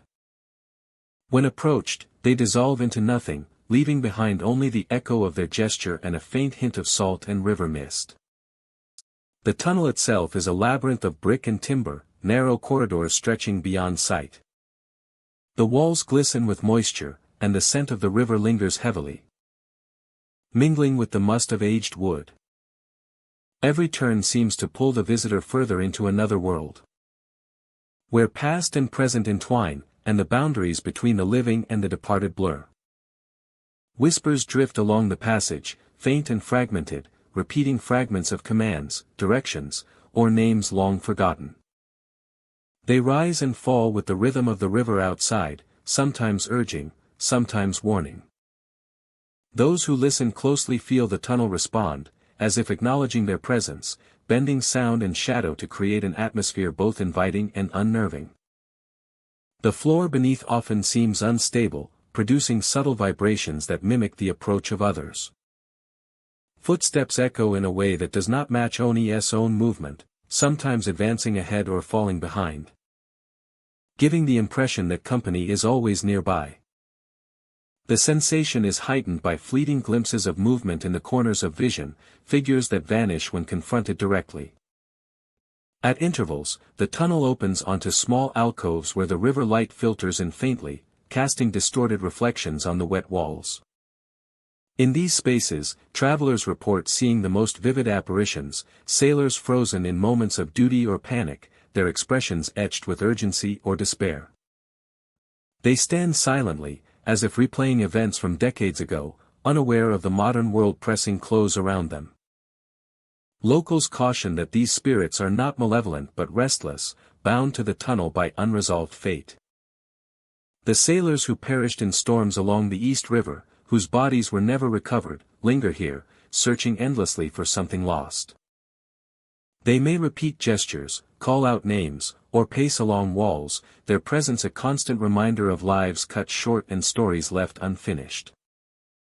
The atmosphere within the tunnel is heavy yet compelling. Each sound, shadow, and fleeting image tells a story, layering centuries of memory onto the bricks and timber. The deeper one ventures, the more the outside world fades, replaced by a living history that pulses with echoes, scents, and spectral movement. Some explorers have felt the brush of invisible hands along their shoulders or the subtle pressure of unseen bodies passing close.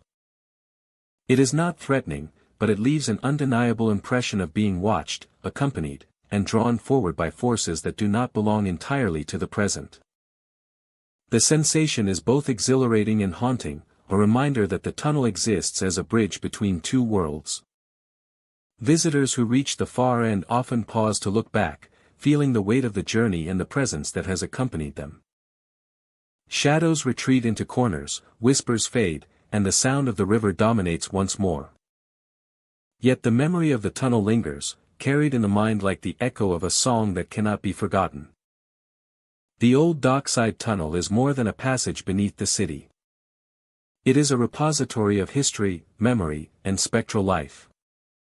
A space where the stories of the river and its people remain suspended. Every creak, splash, and whisper serves as a testament to those who once lived and labored here, ensuring that their presence endures even in absence. To walk its length is to experience time folded upon itself. To witness a world where the departed move alongside the living. The tunnel is a reminder that beneath the city's streets, history waits patiently. Sometimes restless, always present, and forever calling to those who dare to listen. The vaulted basement passage stretches beneath the historic building like a hidden artery, a dimly lit corridor of stone and shadow. Visitors often hear the dragging of chains along the cold stone floors, as if heavy objects are being moved by invisible hands. Doors creak and groan as though someone is pacing just beyond the reach of sight. Each sound resonates through the vaulted ceilings, creating a rhythm that is both unsettling and mesmerizing, drawing explorers deeper into the passage. Shadowy figures are sometimes glimpsed at the edges of vision. They stand motionless, framed by flickering lights or the narrow beams of flashlights. They are bound to the passage itself, tied to the walls and floors by some unfinished duty or lingering presence. There is a sense that these figures are bound to the passage itself, tied to the walls and floors by some unfinished duty or lingering presence. The origins of these spirits are whispered among those familiar with the passage. It is said that former staff, tasked with moving heavy crates and supplies, perished in accidents while working in the vaulted basement. Their lives ended suddenly, but their spirits never departed. Instead, they remain, bound to the halls they once knew, retracing steps and performing tasks that will never be completed. Walking through the passage, one becomes acutely aware of the weight of history pressing down from the vaulted ceiling. The shadows seem to respond to movement, stretching and bending in ways that defy natural light. Footsteps echo with uncanny precision, often matching or following the visitore's pace, creating the sensation of an unseen companion close behind. Chains drag across the stone floors with no visible source, creating a rhythm that mirrors the heartbeat. Doors moan as if resisting opening, and the occasional bump or thud suggests heavy objects being shifted in areas just out of sight. These sounds are subtle yet deliberate, as though the passage itself is alive, performing a routine set in motion decades ago. Temperature changes are sudden and pronounced. A cold draft may sweep through the corridor, chilling the skin and carrying the scent of damp stone. In these moments, the presence of the spirits feels closest, almost tangible. The air seems heavier, filled with a quiet expectancy, as if the hallway is waiting for something to occur, or perhaps waiting for someone to leave. The passage is not uniformly dark. Pockets of light from small fixtures or the occasional shaft of natural light create brief relief. But they also highlight the haunting details of the space. Stains on the stone, grooves carved into floors from years of foot traffic, and the remnants of old crates and barrels all serve as reminders of the passageways' long history. Every corner holds a shadow, every arch a potential figure lingering unseen. Visitors frequently describe moments of disorientation. Distances feel longer than they are, and corners seem to shift. Familiar routes appear unfamiliar, and the vaulted ceilings amplify sounds and distort echoes, creating an environment where perception becomes unreliable. This dissonance heightens awareness, sharpening senses while simultaneously fostering unease. Some explorers have reported fleeting touches, a hand brushing against an arm or a cold fingertip grazing the back of the neck. These sensations are subtle, quick, and inexplicable, leaving an impression that lingers long after leaving the passage. Combined with the sounds, shadows, and shifting lights, these experiences contribute to the unmistakable sense that the space is alive with unseen activity. The vaulted basement passage preserves the memory of those who once labored within its walls. Each echo of chains, every creak of timber, and all the movement of shadowy figures tells a story of work unfinished, lives cut short, and presence retained. Visitors become participants in this history, aware of the weight of the past pressing against the present with each cautious step. Exploring the passage is an experience that blends history and the supernatural. The vaulted ceilings, cold air, and rhythmic sounds create a tension that grows steadily the deeper one ventures. There is a balance between fascination and caution, a desire to witness the passageways' secrets tempered by the awareness of the unseen forces that inhabit it. The sensation of being observed is constant. Shadows linger longer than they should, echoes follow the exact rhythm of movement.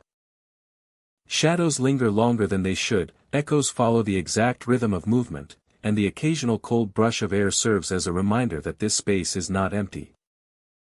The vaulted basement passage is a place where the past remains vividly present, where spirits trace familiar paths, and where every step is a dialogue with the unseen. To walk these corridors is to enter a space suspended between history and the present, between work unfinished and memory preserved. The sounds, shadows, and sudden chills leave a lasting impression, drawing visitors back with the knowledge that the vaulted basement passage is more than stone and timber. It is a living archive of presence, a place where the past endures and continues to shape the experience of those who dare to enter. Every chain that drags, every creak of a door, and every figure glimpsed in the darkness reinforces the passageways' enduring story. especially those where lives ended abruptly and tasks remained incomplete, retain the echoes of their inhabitants indefinitely. The vaulted basement passage stands as a silent, mysterious testament to labor, loss, and lingering presence, waiting for the next visitor to step carefully into its shadowed corridors. Beneath the streets of Lower Manhattan lies a labyrinth of stone and shadow, the hidden catacombs, resting quietly beneath the bustling city above. These passages were carved to house those long forgotten, a network of chambers and tunnels that hold bones, relics, and the echoes of lives once lived. The air is cool and heavy, carrying the faint scent of earth, stone, and time.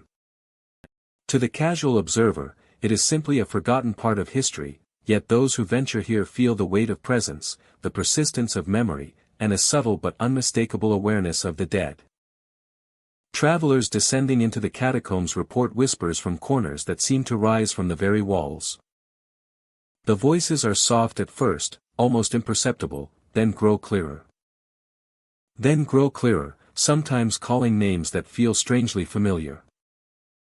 The echoes weave through the passages, creating a sense of depth and distance that confuses the mind. Every turn in the tunnel holds the possibility of sound, a quiet murmur that seems to follow the living as they explore deeper.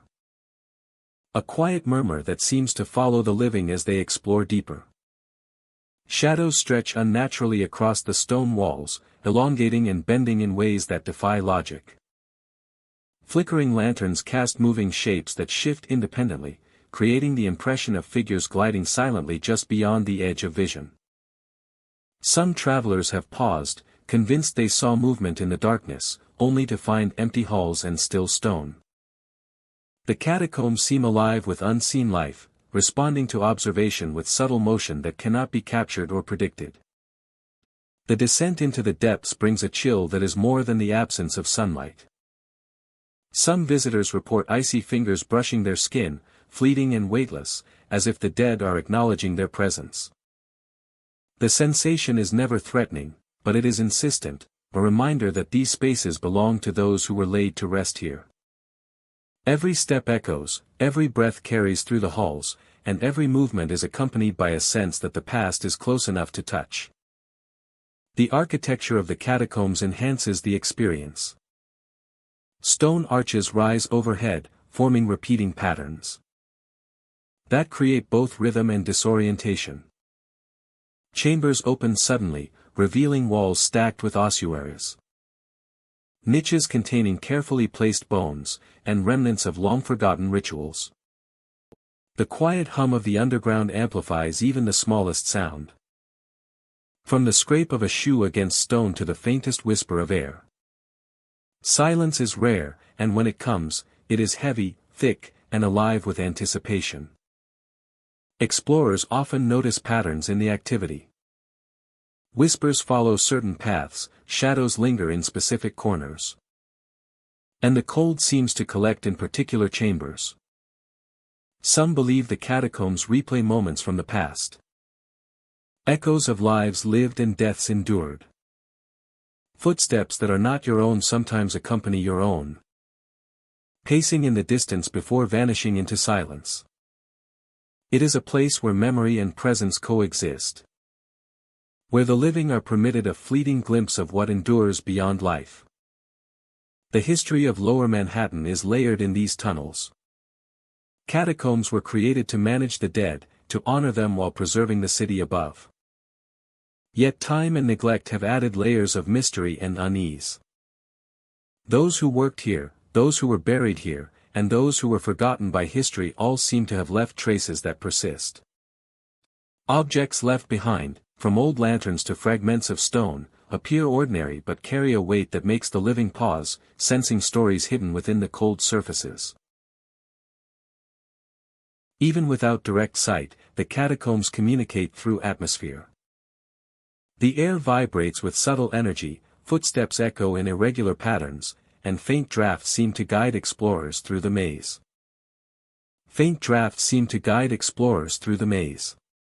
Visitors often experience disorientation, a sense that tunnels stretch farther than they logically should, that halls double back on themselves, and that exits are farther away than memory suggests.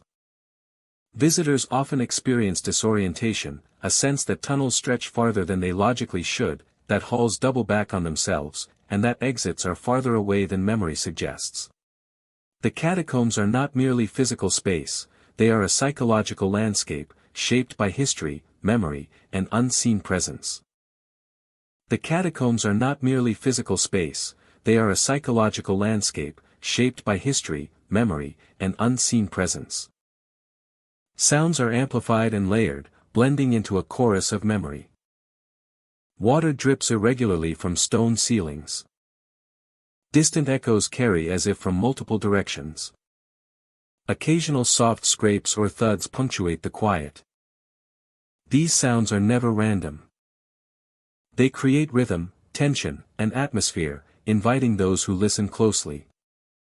Every creak, every subtle vibration, becomes part of the narrative, shaping perception and imagination alike. Every creak, every subtle vibration, becomes part of the narrative woven into the catacombs, shaping perception and imagination alike. Descending further, the catacombs grow more intimate and confined. Narrow passages twist unpredictably, walls lined with niches holding the remains of hundreds, and ceilings that seem to close in with age.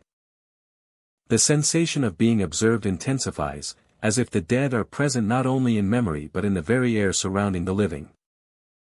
Travelers feel guided, tested, and sometimes warned. A quiet insistence that these spaces are not theirs to linger in indefinitely. Locals caution that those who linger too long in the hidden catacombs may never emerge the same, or at all. The tunnels demand respect, attentiveness, and humility, rewarding curiosity while punishing overconfidence. Every step carries the weight of history, every whisper and shadow a reminder of lives ended and remembered. The catacombs are a threshold, where the living glimpse the unseen and the dead maintain their quiet dominion. Emerging from the catacombs back to the streets of Lower Manhattan is an act of leaving one world for another. The city above hums with energy, oblivious to the subterranean labyrinth below. Yet those who have walked the stone corridors carry the impressions of their journey, the whispers, the shadows, the cold touches, and the knowledge that beneath their feet lies a realm shaped by memory, presence, and the enduring echo of lives long gone. The hidden catacombs of Lower Manhattan endure, silent to most yet alive to those who notice. Shadows stretch, whispers call, and the air remains thick with history. It is a place where the forgotten are remembered, where the living encounter the past, and where the boundaries between life and death are felt in every step, every sound, and every heartbeat in the deep stone corridors beneath the city. The old water tunnel stretches beneath the city like a forgotten vein, once vital to the flow of life above. Once vital to the flow of life above. Its entrances are hidden, masked by overgrown streets, sealed grates, and the subtle decay of decades. For those who find their way inside, the tunnel presents a world apart, dark, damp, and resonant with the memory of water long vanished. Dark, damp, and resonant with the memory of water long vanished. Visitors often hear the sound of running water, though the pipes themselves have been dry for generations. The noise seems to echo from deep within the stone walls, a gurgle and rush that appears without source. It fills the corridor with a rhythm that is almost hypnotic, drawing attention to the emptiness around it and reminding those who walk here that the tunnel is more than a hollow passage. It is a memory made physical. Shadows linger in dimly lit sections, pacing silently or disappearing when approached. Some appear at the edges of vision, tall and thin, moving with deliberate slowness. Others stand motionless in corners, their presence felt more than seen, creating a sense that the tunnel is occupied, watched, and aware. The movement is subtle, almost imperceptible, yet unmistakable, as if the space itself keeps the echoes of those who once tended its flow. The walls of the tunnel are thick and rough, carved from stone and reinforced with old brickwork. Many visitors describe the sensation that the walls are alive, pulsating with unseen energy. The feeling is not threatening, but insistent, as if the tunnel itself breathes, senses, and responds to those who enter. Light from torches or small lamps reflects off moisture in the stone, creating shifting patterns that make the surfaces appear to move in time with the imagined pulse. Air hangs heavy and damp, carrying the scent of earth, mineral, and lingering decay. Every step echoes loudly in the hollow space, bouncing off ceilings and walls, while occasional drips of water create sharp accents in the near silence. Movement seems amplified, footsteps, clothing brushing against walls, and even a whisper reverberates far longer than logic would predict. The tunnel exaggerates sound, turning every action into an announcement, making it impossible to feel alone. History lingers here in tangible ways. The old water tunnel once carried water beneath the city, connecting reservoirs, pumping stations, and neighborhoods. It was a lifeline, a hidden infrastructure essential to daily life, and those who maintained it labored unseen. Their footsteps and voices long absorbed into the stone. Over time, new technology rendered the tunnel obsolete. And it was sealed, leaving behind only echoes and shadows to speak of its purpose. Moving deeper into the tunnel, the experience becomes more surreal. Darkness thickens, and faint sounds of rushing water seem to follow each traveler. Shadows shift and stretch, sometimes forming vague humanoid shapes, sometimes melting into the corners. Mirrors or puddles of stagnant water occasionally reflect figures that vanish when observed directly. The effect is disorienting, blurring the boundary between memory, imagination, and physical reality. Temperature varies unexpectedly along the length of the tunnel. In some sections, the air feels heavier, almost pressing against the body, as if the walls themselves are aware and reacting. Visitors describe moments where the sensation of being observed intensifies, a subtle but persistent reminder that the tunnel has a presence beyond stone and brick. Despite the isolation, there is a rhythm to the tunnel, a pulse that aligns with the imagined sound of flowing water. Walking becomes a meditation, each step measured against the soft echo of distant drips. And the occasional low hum that seems to emanate from the walls. Shadows and reflections appear almost in response, moving in ways that suggest the passage is alive, aware, and attuned to those who enter. Even brief exploration leaves an indelible mark. Travelers emerge into daylight with heightened senses, recalling the sounds, sensations, and faint figures as though the tunnel has imprinted itself on memory. The feeling is that the old water tunnel exists not only in space but in time, carrying the lives, labor, and whispers of those who once walked its corridors. Every echo, every shadow, every subtle pulse reinforces the sense that this hidden place is far more than a passage beneath the city. Every echo, every shadow, every subtle pulse reinforces the sense that this hidden place is far more than a passage beneath the city. The tunnel endures as a living testament to the city's history. It is a place where memory and presence intertwine. Where the past persists in the form of shadows, echoes, and the faint pulse of walls that remember. Each visitor who enters becomes part of the ongoing story. A witness to the enduring energy of a place that has long been hidden but never truly silent.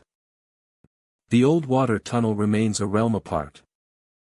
Where the ordinary world above is replaced by a space shaped by history, mystery, and presence. Every step taken within its stone walls is a dialogue with the past. A connection to the unseen. And a reminder that beneath the surface of the city lies a hidden world. Alive with echoes, shadows, and energy that refuses to fade.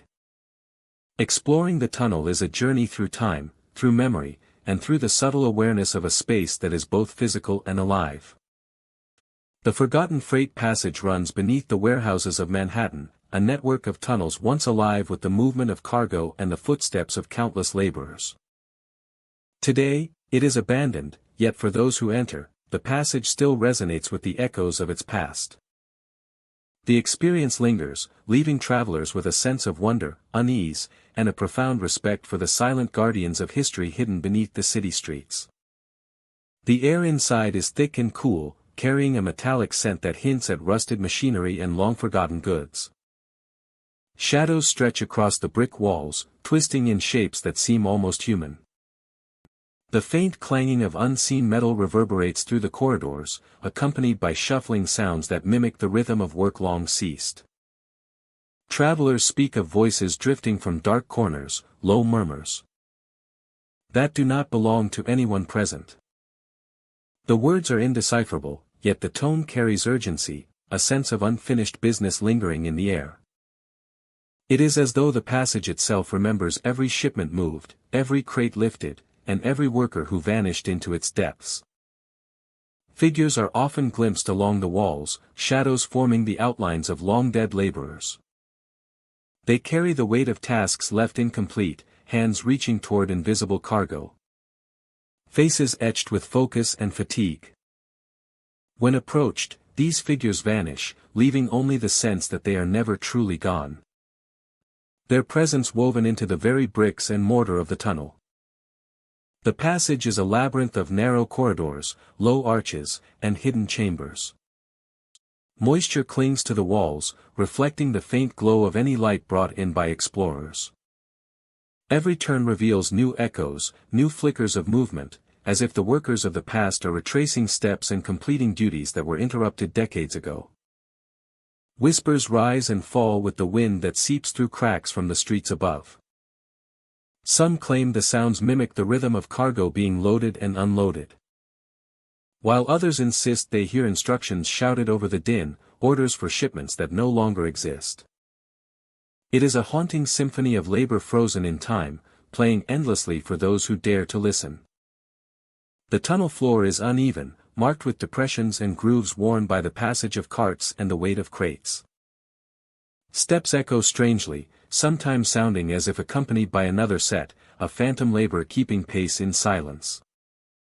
The effect is disorienting, leaving visitors with the unnerving sense that they are never truly alone. In certain areas, faint impressions of hands or footprints can be seen on dust-covered surfaces. As though workers still move in secret, leaving traces that cannot be explained. The shadows bend and shift in response, forming shapes that resemble figures hurrying along unseen corridors. Their focus unbroken by the presence of outsiders. Locals warn that the spirits of the passage are bound here by unfinished tasks. These are souls who lived and worked beneath the city, who vanished suddenly or died in accidents, and who now repeat their labors eternally. The work is endless, the passage unchanging. Yet the spirits continue, driven by a compulsion that time cannot erase. Explorers often feel the air grow colder as they move deeper into the tunnel, the weight of unseen observers pressing lightly upon their shoulders.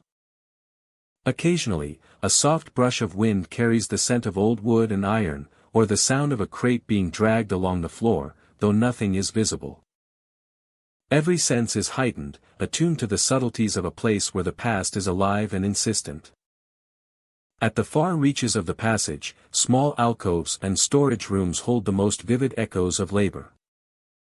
The sounds intensify here, as though the workers are concentrated in these spaces, focused on tasks that can never be completed. Shapes appear in peripheral vision, hands reaching for tools, shadows bending to lift invisible loads, all moving in perfect repetition. The forgotten freight passage is more than a series of tunnels beneath the city. It is a living memory of work, duty, and lives intertwined with the commerce that built Manhattan.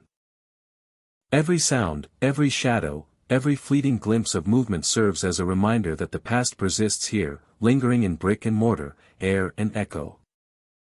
To walk its length is to step into another time, to witness the rhythm of labor that continues beyond death. The passage calls to those who enter, drawing attention to every detail, every movement, every whisper. It is both a memorial and a living theater, a place where history has not ended, and where the spirits of those who labored still carry out their eternal work in the darkness. The forgotten freight passage endures as a testament to the lives of those bound to it. To the tireless rhythm of tasks that can never be finished. And to the enduring presence of history in every echo, every shadow, and every step taken within its walls. The forgotten freight passage endures. as a testament to the lives of those bound to it. To the tireless rhythm of tasks that can never be finished. And to the enduring presence of history in every echo, every shadow, and every step taken within its walls. The forgotten freight passage endures, as a testament to the lives of those bound to it. To the tireless rhythm of tasks that can never be finished. And to the enduring presence of history in every echo, every shadow, and every step taken within its walls. The forgotten freight passage endures as a testament to the lives of those bound to it. Beneath the bustling heart of New York City, hidden under Grand Central Station, lies a network of abandoned tunnels. The stone walls are cold and damp, and the faint smell of rusted metal and aged concrete lingers in the air. Visitors who venture into these forgotten passages often report the sensation of being watched. Footsteps echo endlessly, sometimes matching their own, sometimes coming from directions that defy logic. The light from flashlights flickers as though struggling against some unseen current, casting shadows that twist and stretch across the walls. Doors that were once sealed sometimes swing open, moving slowly and deliberately, as if inviting exploration deeper into the labyrinth. Ghostly figures are said to haunt the tunnels. They appear as commuters from another era, carrying briefcases or bags that seem weightless. Their steps are silent, yet their presence is undeniable. Some travelers describe glimpsing them in peripheral vision, only for the figures to vanish when turned toward directly. The sense of another time overlapping with the present is overwhelming, as if the tunnel itself refuses to let go of the past. The architecture of the tunnels contributes to the eerie atmosphere. High ceilings arch into darkness, supported by thick beams and girders.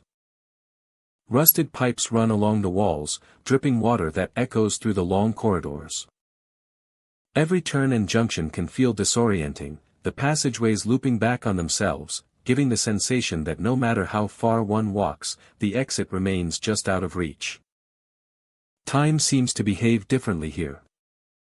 Visitors have reported losing minutes or even hours without noticing.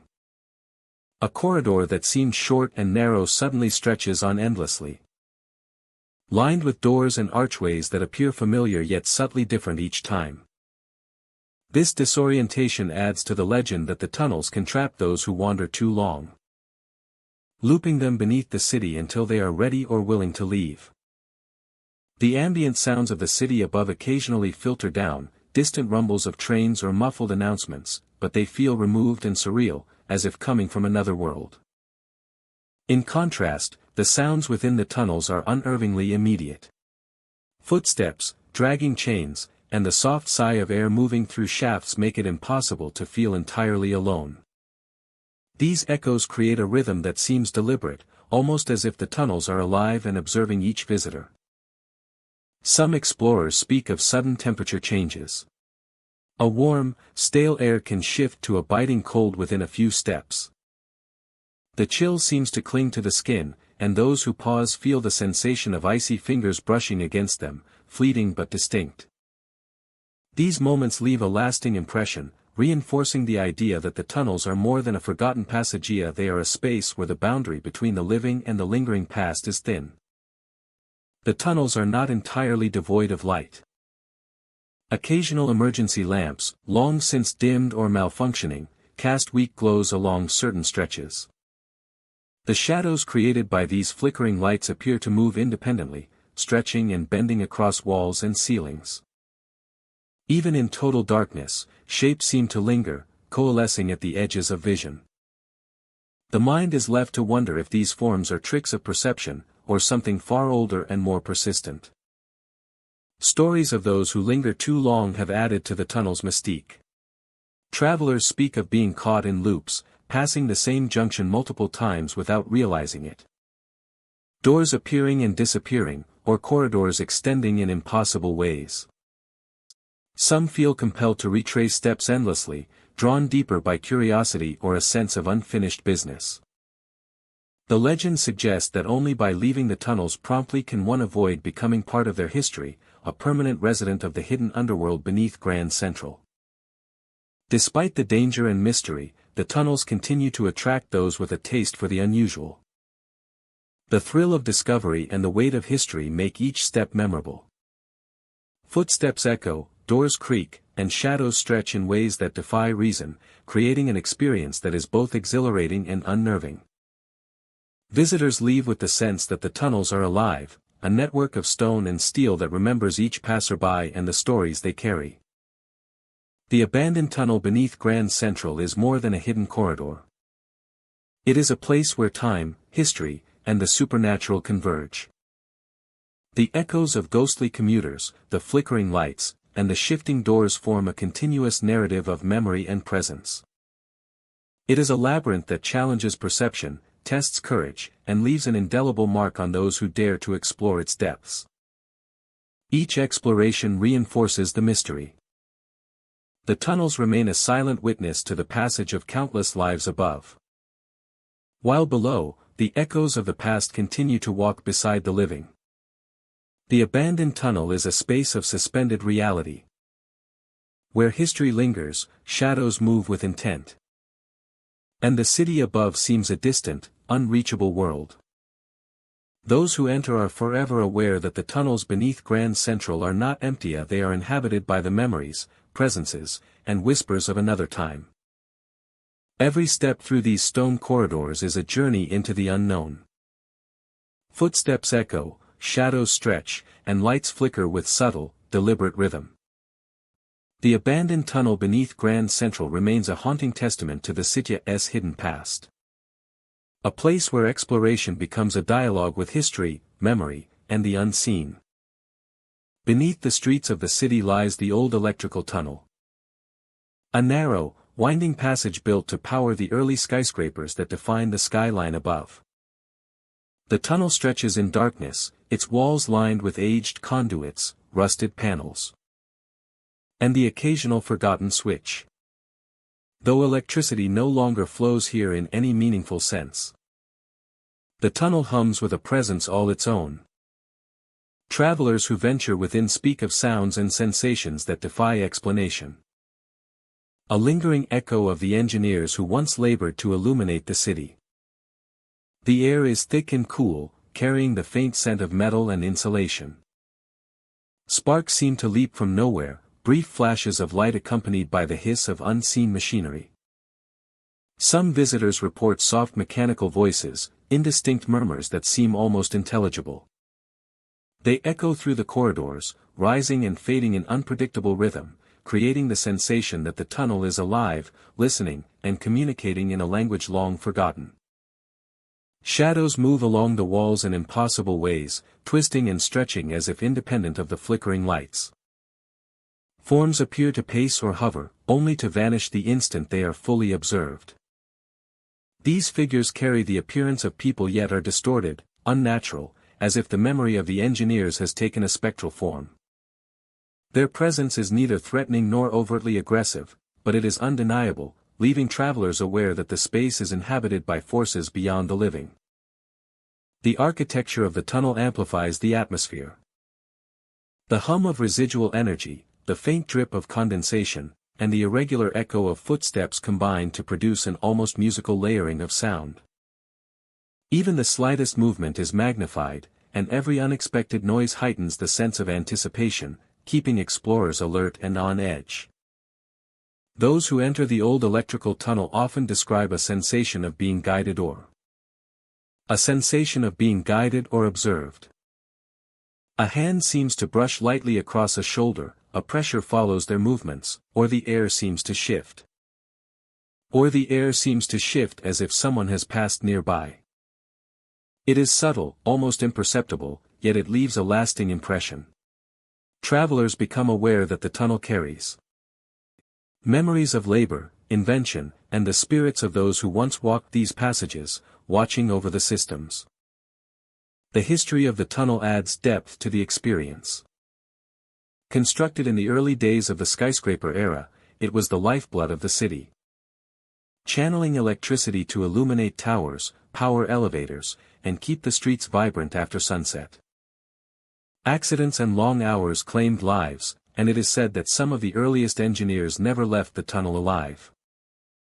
Locals warn that these spirits linger, bound to the walls, the conduits, and the hum of machinery, continuing their unseen vigilance in perpetuity. Explorers often report repeated patterns in what they witness. Sparks flare at specific intervals, mechanical murmurs echo in recognizable sequences, and shadows gather in particular corners. These phenomena suggest a rhythm, a residual energy that records past activity and replays it for those who dare to notice. The tunnel itself becomes a chronicle of its own creation, where memory manifests in light, sound, and the subtle movement of air.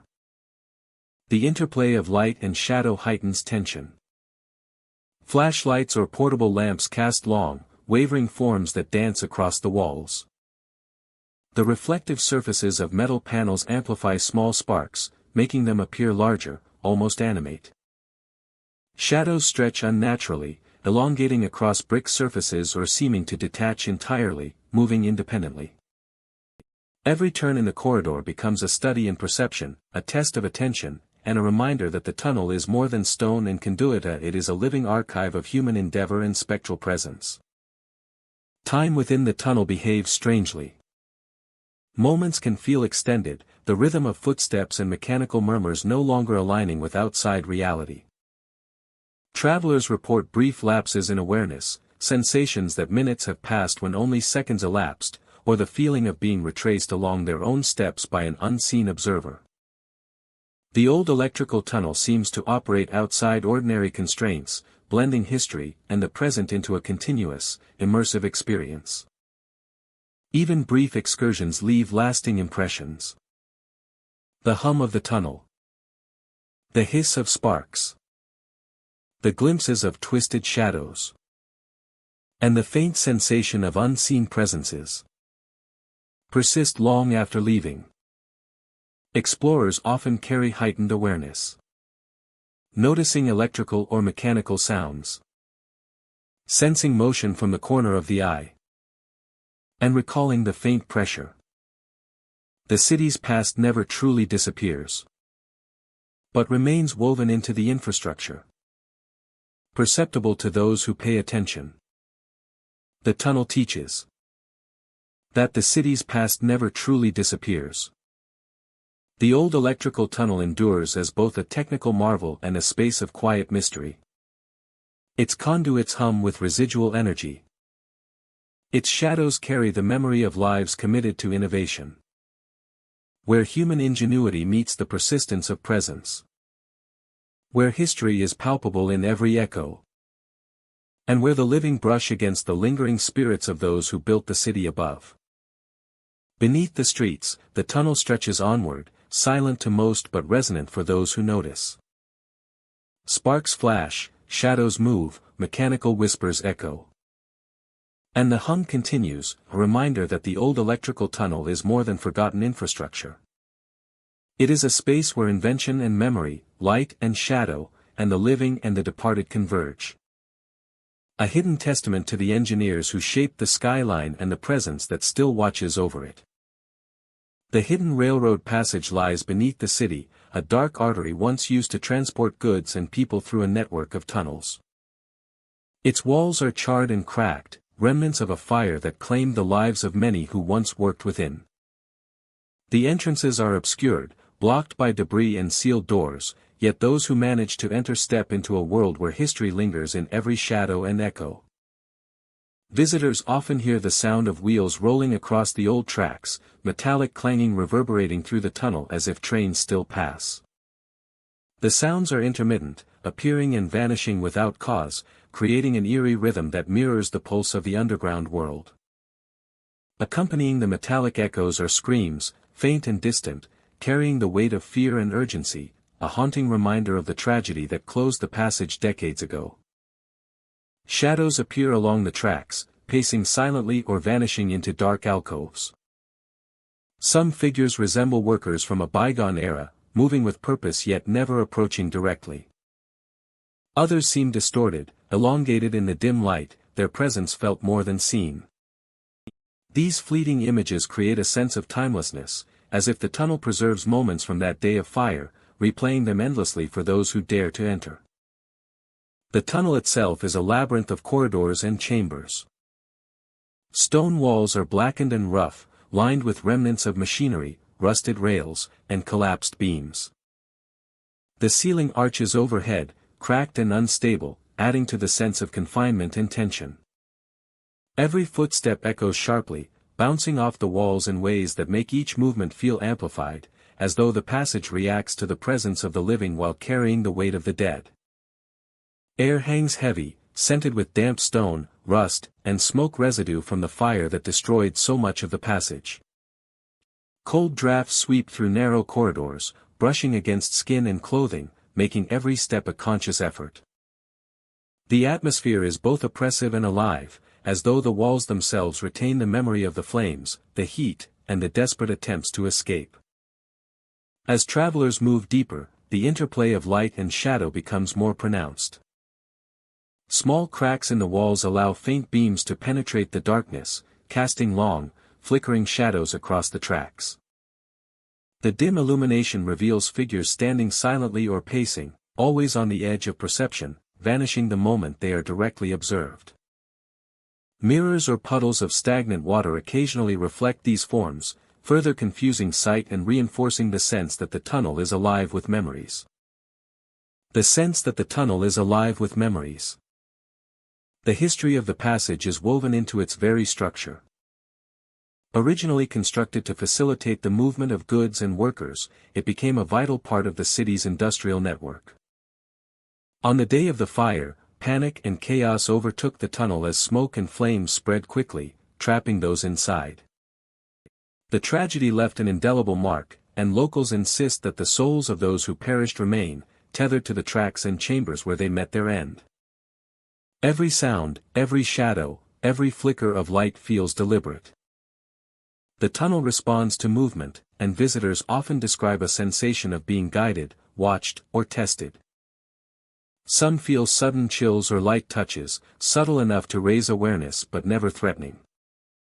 Others notice strange pressure, a sensation of walls closing in, reinforcing the feeling that this passage exists as both a physical space and a repository of energy, holding the moments of the past in suspended presence. The experience of exploring the hidden railroad passage is as much psychological as it is physical. Sounds echo unnaturally, shadows stretch and twist, and reflections deceive the eye. Visitors report moments of profound unease, as if the space itself is observing their every choice. The persistent noises of rolling wheels, metallic clanging, and faint screams combine with visual anomalies to create a fully immersive environment where history, memory, and presence intersect. Even short explorations leave a lasting impression. Travelers emerge with heightened senses, recalling the flickering shadows, the echoing sounds, and the sensation of being in a place that straddles the line between life and memory. The passage leaves an indelible mark. A lingering awareness that beneath the city streets lies a corridor where tragedy and memory persist. Where the fire that ended human life continues to echo through time and stone. The hidden railroad passage endures as a monument to both human endeavor and human loss. Where shadows and echoes preserve the stories of those who once walked its tracks. And where the past is tangible. Where every visitor becomes part of an ongoing narrative. Each step taken within its charred walls reinforces the sense that history is alive. And that those who died in the fire continue to move unseen. Forever trapped in the tunnels they could not escape. This passage is more than a tunnel. It is a living archive of sound, shadow, and memory.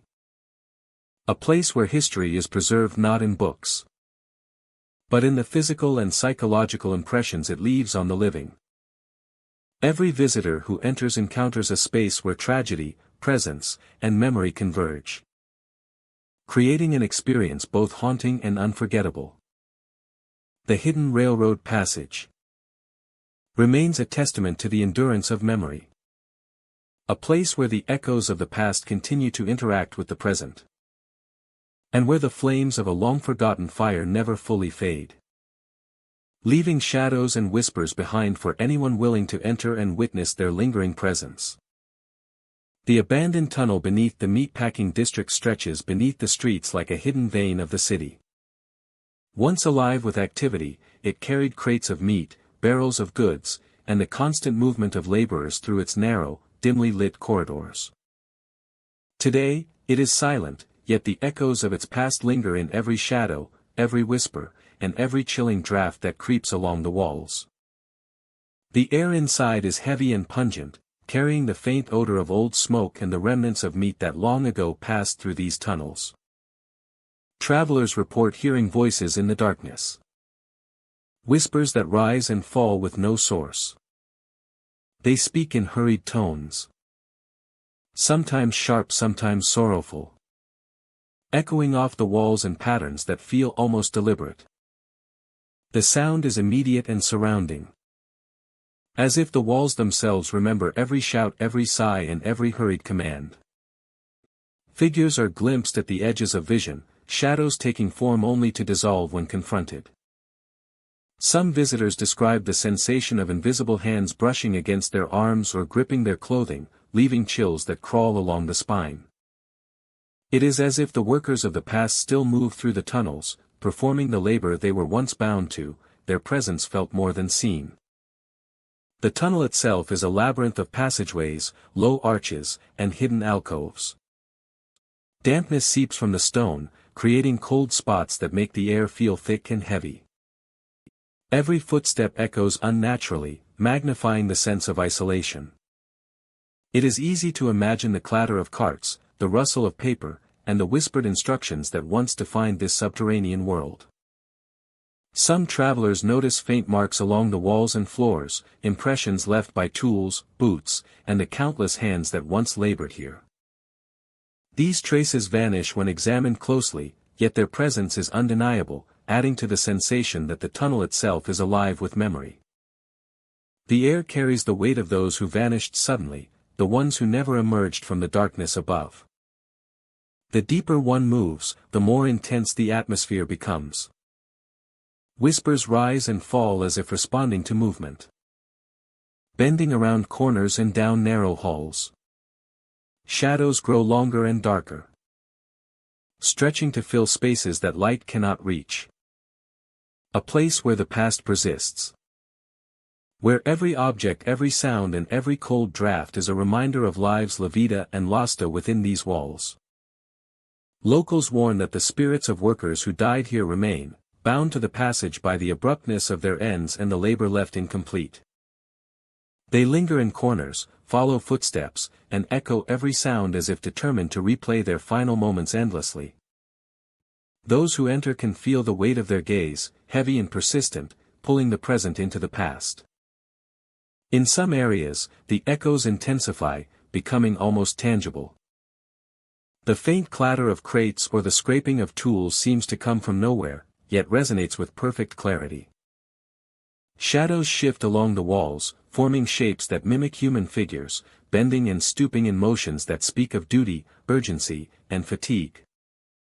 The effect is disorienting, leaving visitors unsure if what they see and hear is real, or a trick of memory and imagination. The abandoned tunnel beneath the meatpacking district is more than a forgotten corridor. It is a living chronicle of work, effort, and sudden endings. Every step taken within it becomes part of its ongoing story, every sound amplified by decades of history trapped between brick and stone. The tunnel does not simply exist, it remembers, and it insists that those who enter do as well. To walk through its passages is to feel the pulse of the city's past, the rhythm of labor and life that continues beyond the grave. Whispers, shadows, and invisible touches serve as constant reminders that the tunnel is never truly empty. The workers of yesteryear remain, watching, moving, and echoing endlessly through the forgotten arteries beneath Manhattan. The abandoned tunnel endures as a testament to those bound by labor and circumstance, a place where memory is tangible, and the past persists in every echo, every shadow, and every chill that slips along the walls. It is a subterranean world alive with the remnants of human presence, a haunting reminder that some spirits never leave, and some stories never end. Beneath the bustling streets of the city lies the hidden streetcar tunnel, a forgotten passage that once carried the rumble of streetcars beneath the urban landscape. The tracks are now silent, covered in dust and rust, yet visitors insist that echoes of the past remain alive within the tunnel's walls.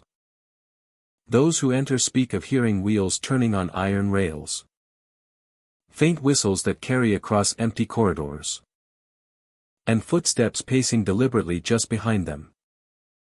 The sounds are distinct, yet when travelers turn to confront them, nothing is there. The tunnel seems to respond to every movement, every breath, amplifying even the slightest noise into a haunting chorus of a bygone era. The architecture of the tunnel adds to its mysterious atmosphere. High ceilings arch in dark stone, supported by steel beams streaked with age and oxidation. Rusted pipes line the walls, dripping slowly into shallow puddles that scatter reflections of flickering light. Narrow side passages branch unpredictably, and corners bend at odd angles, creating a sense of disorientation that is difficult to shake. Visitors have reported seeing figures dressed in old-fashioned streetcar uniforms. Conductors and passengers appear for just a moment, moving along the tracks or standing by the walls. These apparitions vanish when approached, leaving behind only the lingering sense that they were once real, tied to a past that refuses to fade. The figures are silent, yet their presence conveys purpose, as if they continue their work in a world invisible to the living. The air inside the tunnel feels different, heavier and colder than the city above. Sudden drafts rush past without warning, carrying the faint metallic scent of iron and the mustiness of old stone. These gusts seem to follow visitors as they move, brushing against their skin and heightening the awareness that the passage is not simply abandoned. Some describe feeling a gentle tug, a presence guiding or testing their path, as if the tunnel itself has a consciousness. Time appears to bend within the hidden streetcar tunnel. Hallways that should be short stretch endlessly, while familiar junctions shift subtly each time they are passed. Travelers recount passing the same archways repeatedly. Doors appearing and disappearing, until the concept of direction feels unreliable. It is as if the tunnel resists leaving, drawing those within deeper into its labyrinthine design. The tunnel is punctuated by occasional shafts of light filtering from street-level vents, casting long, slanted beams across the tracks. Shadows move unnaturally in these shafts, stretching along walls and ceiling as if alive. Even in complete darkness, shapes are perceived just beyond the edge of vision, fleeting and indistinct, leaving a permanent impression of unease. Whispers sometimes accompany the footsteps and rolling wheels. These murmurs are faint, almost melodic, yet impossible to locate. Some visitors believe the voices belong to long-forgotten passengers, carrying fragments of conversations, instructions, and memories from another time. They seem to echo not only through space but through memory, embedding themselves in the minds of those who linger too long. The sensation of being observed is nearly constant. Visitors often pause to look behind them, sensing a presence in the corner of their vision. The figures in uniforms, the shifting shadows, and the whispering voices combine to create an environment where every sense is heightened. The tunnel becomes a space where perception and reality blur, and even the simplest movement is laden with tension. Those who explore the tunnel report a feeling of compulsion, an unspoken pull to keep moving, to follow the tracks further. The loops, twists, and bends seem designed to test patience and perception, creating an almost hypnotic rhythm. Some claim they have walked the same section multiple times without realizing it, the passage folding upon itself in ways that defy logic. The hidden streetcar tunnel is more than an abandoned transit route. It is a conduit of memory, a place where echoes of the past persist in sound, shadow, and subtle movement. Every wheel that seems to turn, every footstep that follows, and every flicker of a figure in uniform forms a continuous narrative of the city's history, preserved in stone and steel. Exploring the tunnel is an immersive experience, combining the thrill of discovery with the weight of history. It is a journey through space and time, where the living brush against the remnants of a vanished era. The passage reminds visitors that even beneath the city, the past is never truly gone. And that within the hidden streetcar tunnel, the old and the new coexist in a delicate, unsettling balance. Each visit leaves a lasting impression. The flicker of lights. And the sound of unseen wheels. And the fleeting figures. Imprint themselves on memory. The tunnel beneath the city streets is not merely empty.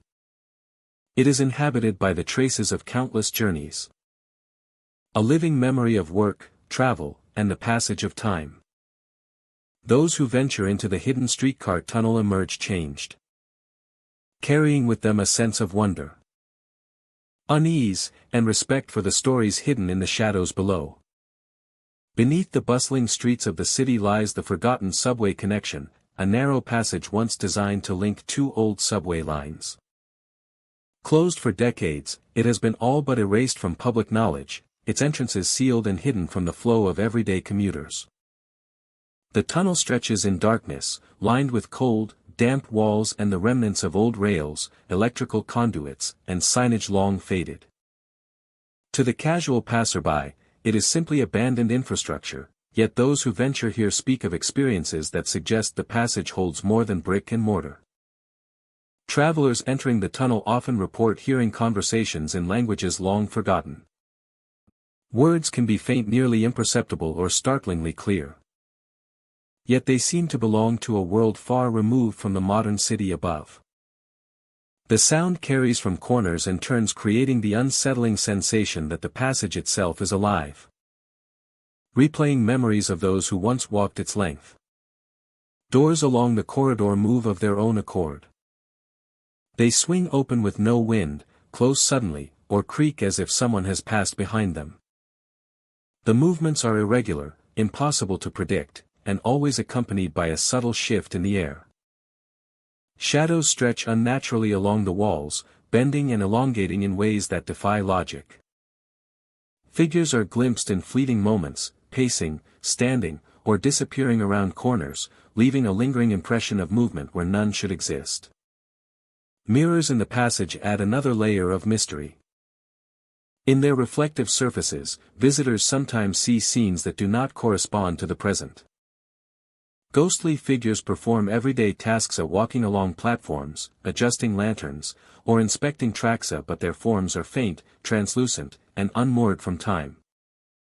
Observers feel a disorienting mixture of curiosity and unease, witnessing echoes of a past long sealed from the living world. The architecture of the tunnel contributes to the uncanny experience. Low arches rise at intervals, supported by brick columns that have stood for generations. The irregularity of walls, floors, and tunnels amplifies echoes, making footsteps and murmurs seem multiplied. Every sound is heightened, every movement magnified, giving the impression that the passage is alive with unseen observers. Travelers become acutely aware of their presence, their steps, and even their breathing, as if the tunnel itself responds to attention. Cold air clings to the skin and drifts from unseen vents. Moisture drips intermittently from ceilings, pooling in uneven areas of the floor. Many visitors describe the sensation of being followed, guided, or observed by forces beyond the living. It is never threatening in an overt sense, but it is insistent, a constant reminder that the tunnel belongs not only to the living, but to those who linger in memory and spirit. The history of the forgotten subway connection enriches the experience. Constructed to facilitate transfers between lines, the tunnel was once a hub of activity. Work crews, maintenance teams, and early passengers all passed through its corridors, leaving traces that persist. Accidents, long hours, and the passing of time have imbued the space with a layered memory. A resonance that seems to replay past events for those sensitive to its rhythm. The tunnel is both a physical artifact and a repository of history, where human endeavor and spectral presence converge. Explorers often report patterns in their encounters. Voices and sounds repeat in cycles. Shadows gather in certain areas. And reflections in mirrors replay similar movements.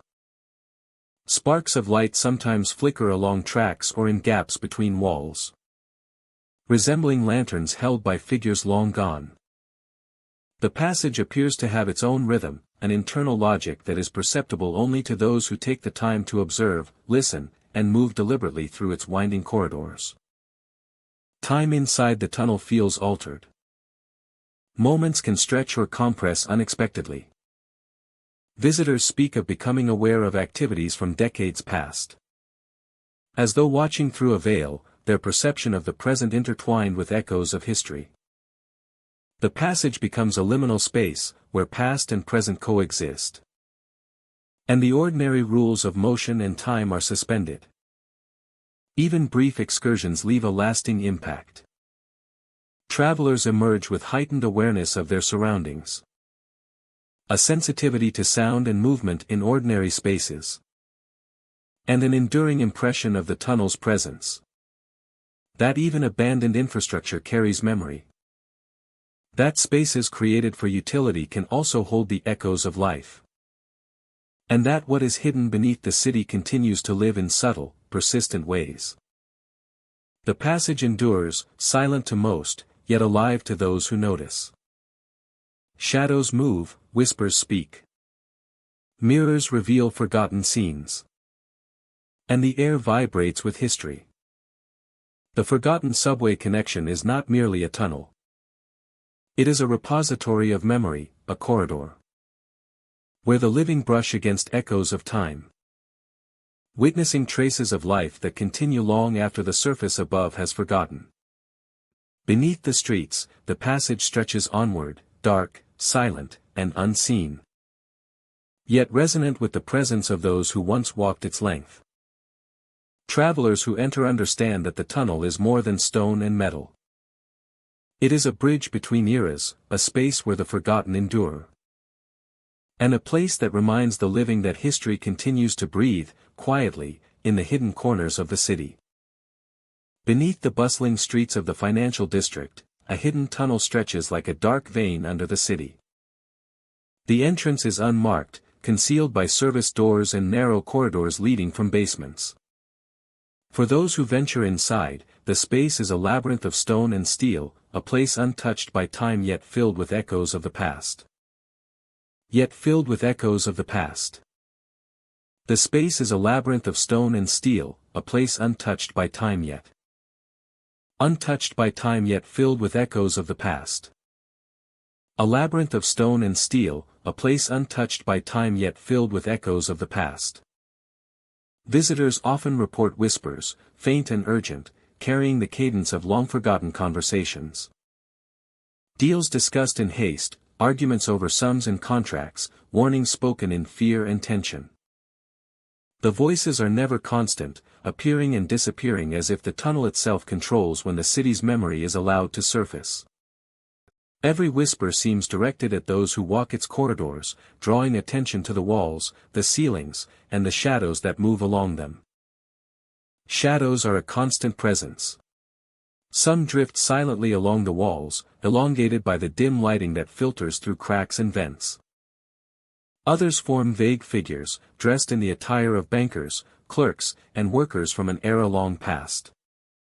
They move deliberately, pacing or standing still, always aware but never directly confronting those who walk below the streets. The effect is disorienting, making it difficult to determine where memory ends and reality begins. The walls of the passage are cold and rough, constructed of old brick and reinforced concrete. Moisture seeps through, leaving streaks and damp patches that glint under the faint illumination. The air is heavy and carries the scent of stone, dust, and faint metallic tangs. Every footstep echoes sharply, magnifying even the softest sound, while occasional drips of water add an unpredictable rhythm to the already tense atmosphere.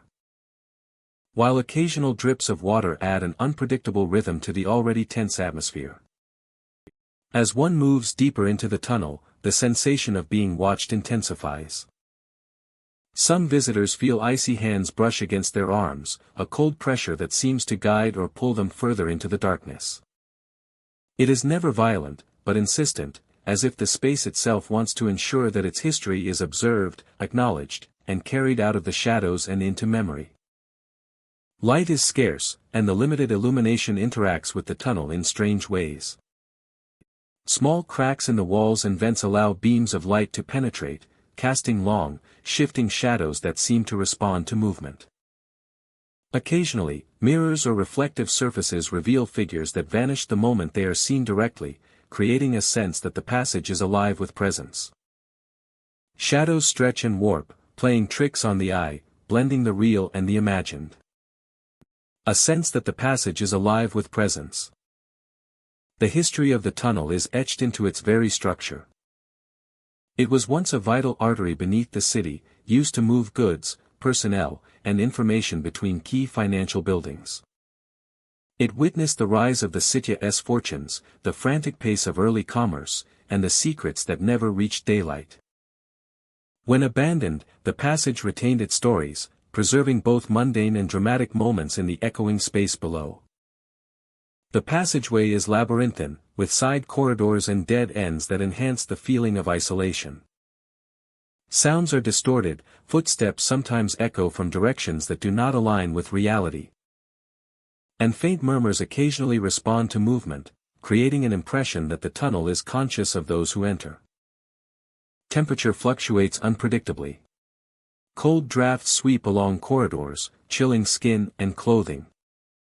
While some chambers feel unnaturally warm, as if the tunnel holds residual energy from past activity. This instability contributes to the sensation that the space is more than a physical structure, it is a vessel for memory, a container for echoes, both alive and restless. Even brief exploration leaves an impression. Travelers emerge with heightened awareness, recalling the whispers, the shadows, and the sensation of unseen hands. The tunnel acts as a repository for the city's history, carrying traces of life, ambition, and tension long after the streets above have moved on. It is a reminder that beneath the surface, memory persists, tangible and immediate, capable of affecting the living who dare to witness it. The ghost tunnel beneath the financial district endures as a place where the past refuses to remain silent. Shadows, whispers, and spectral presences offer a window into a world once vital to the city's heartbeat. Now frozen in a state of restless memory. Each visitor becomes part of the ongoing narrative, their presence acknowledged by the tunnel. And woven into its silent story. The space is both eerie and mesmerizing, a reminder that beneath every city lies a layer of hidden history. It preserves the energy of those who worked, argued, and dreamed below the streets, leaving traces that continue to interact with the living. The tunnel teaches that history is not confined to books or monuments, it can linger in shadows, in echoes, and in the faint pulse of stone corridors beneath the city. Exploring the ghost tunnel is to step into a place where time folds in on itself.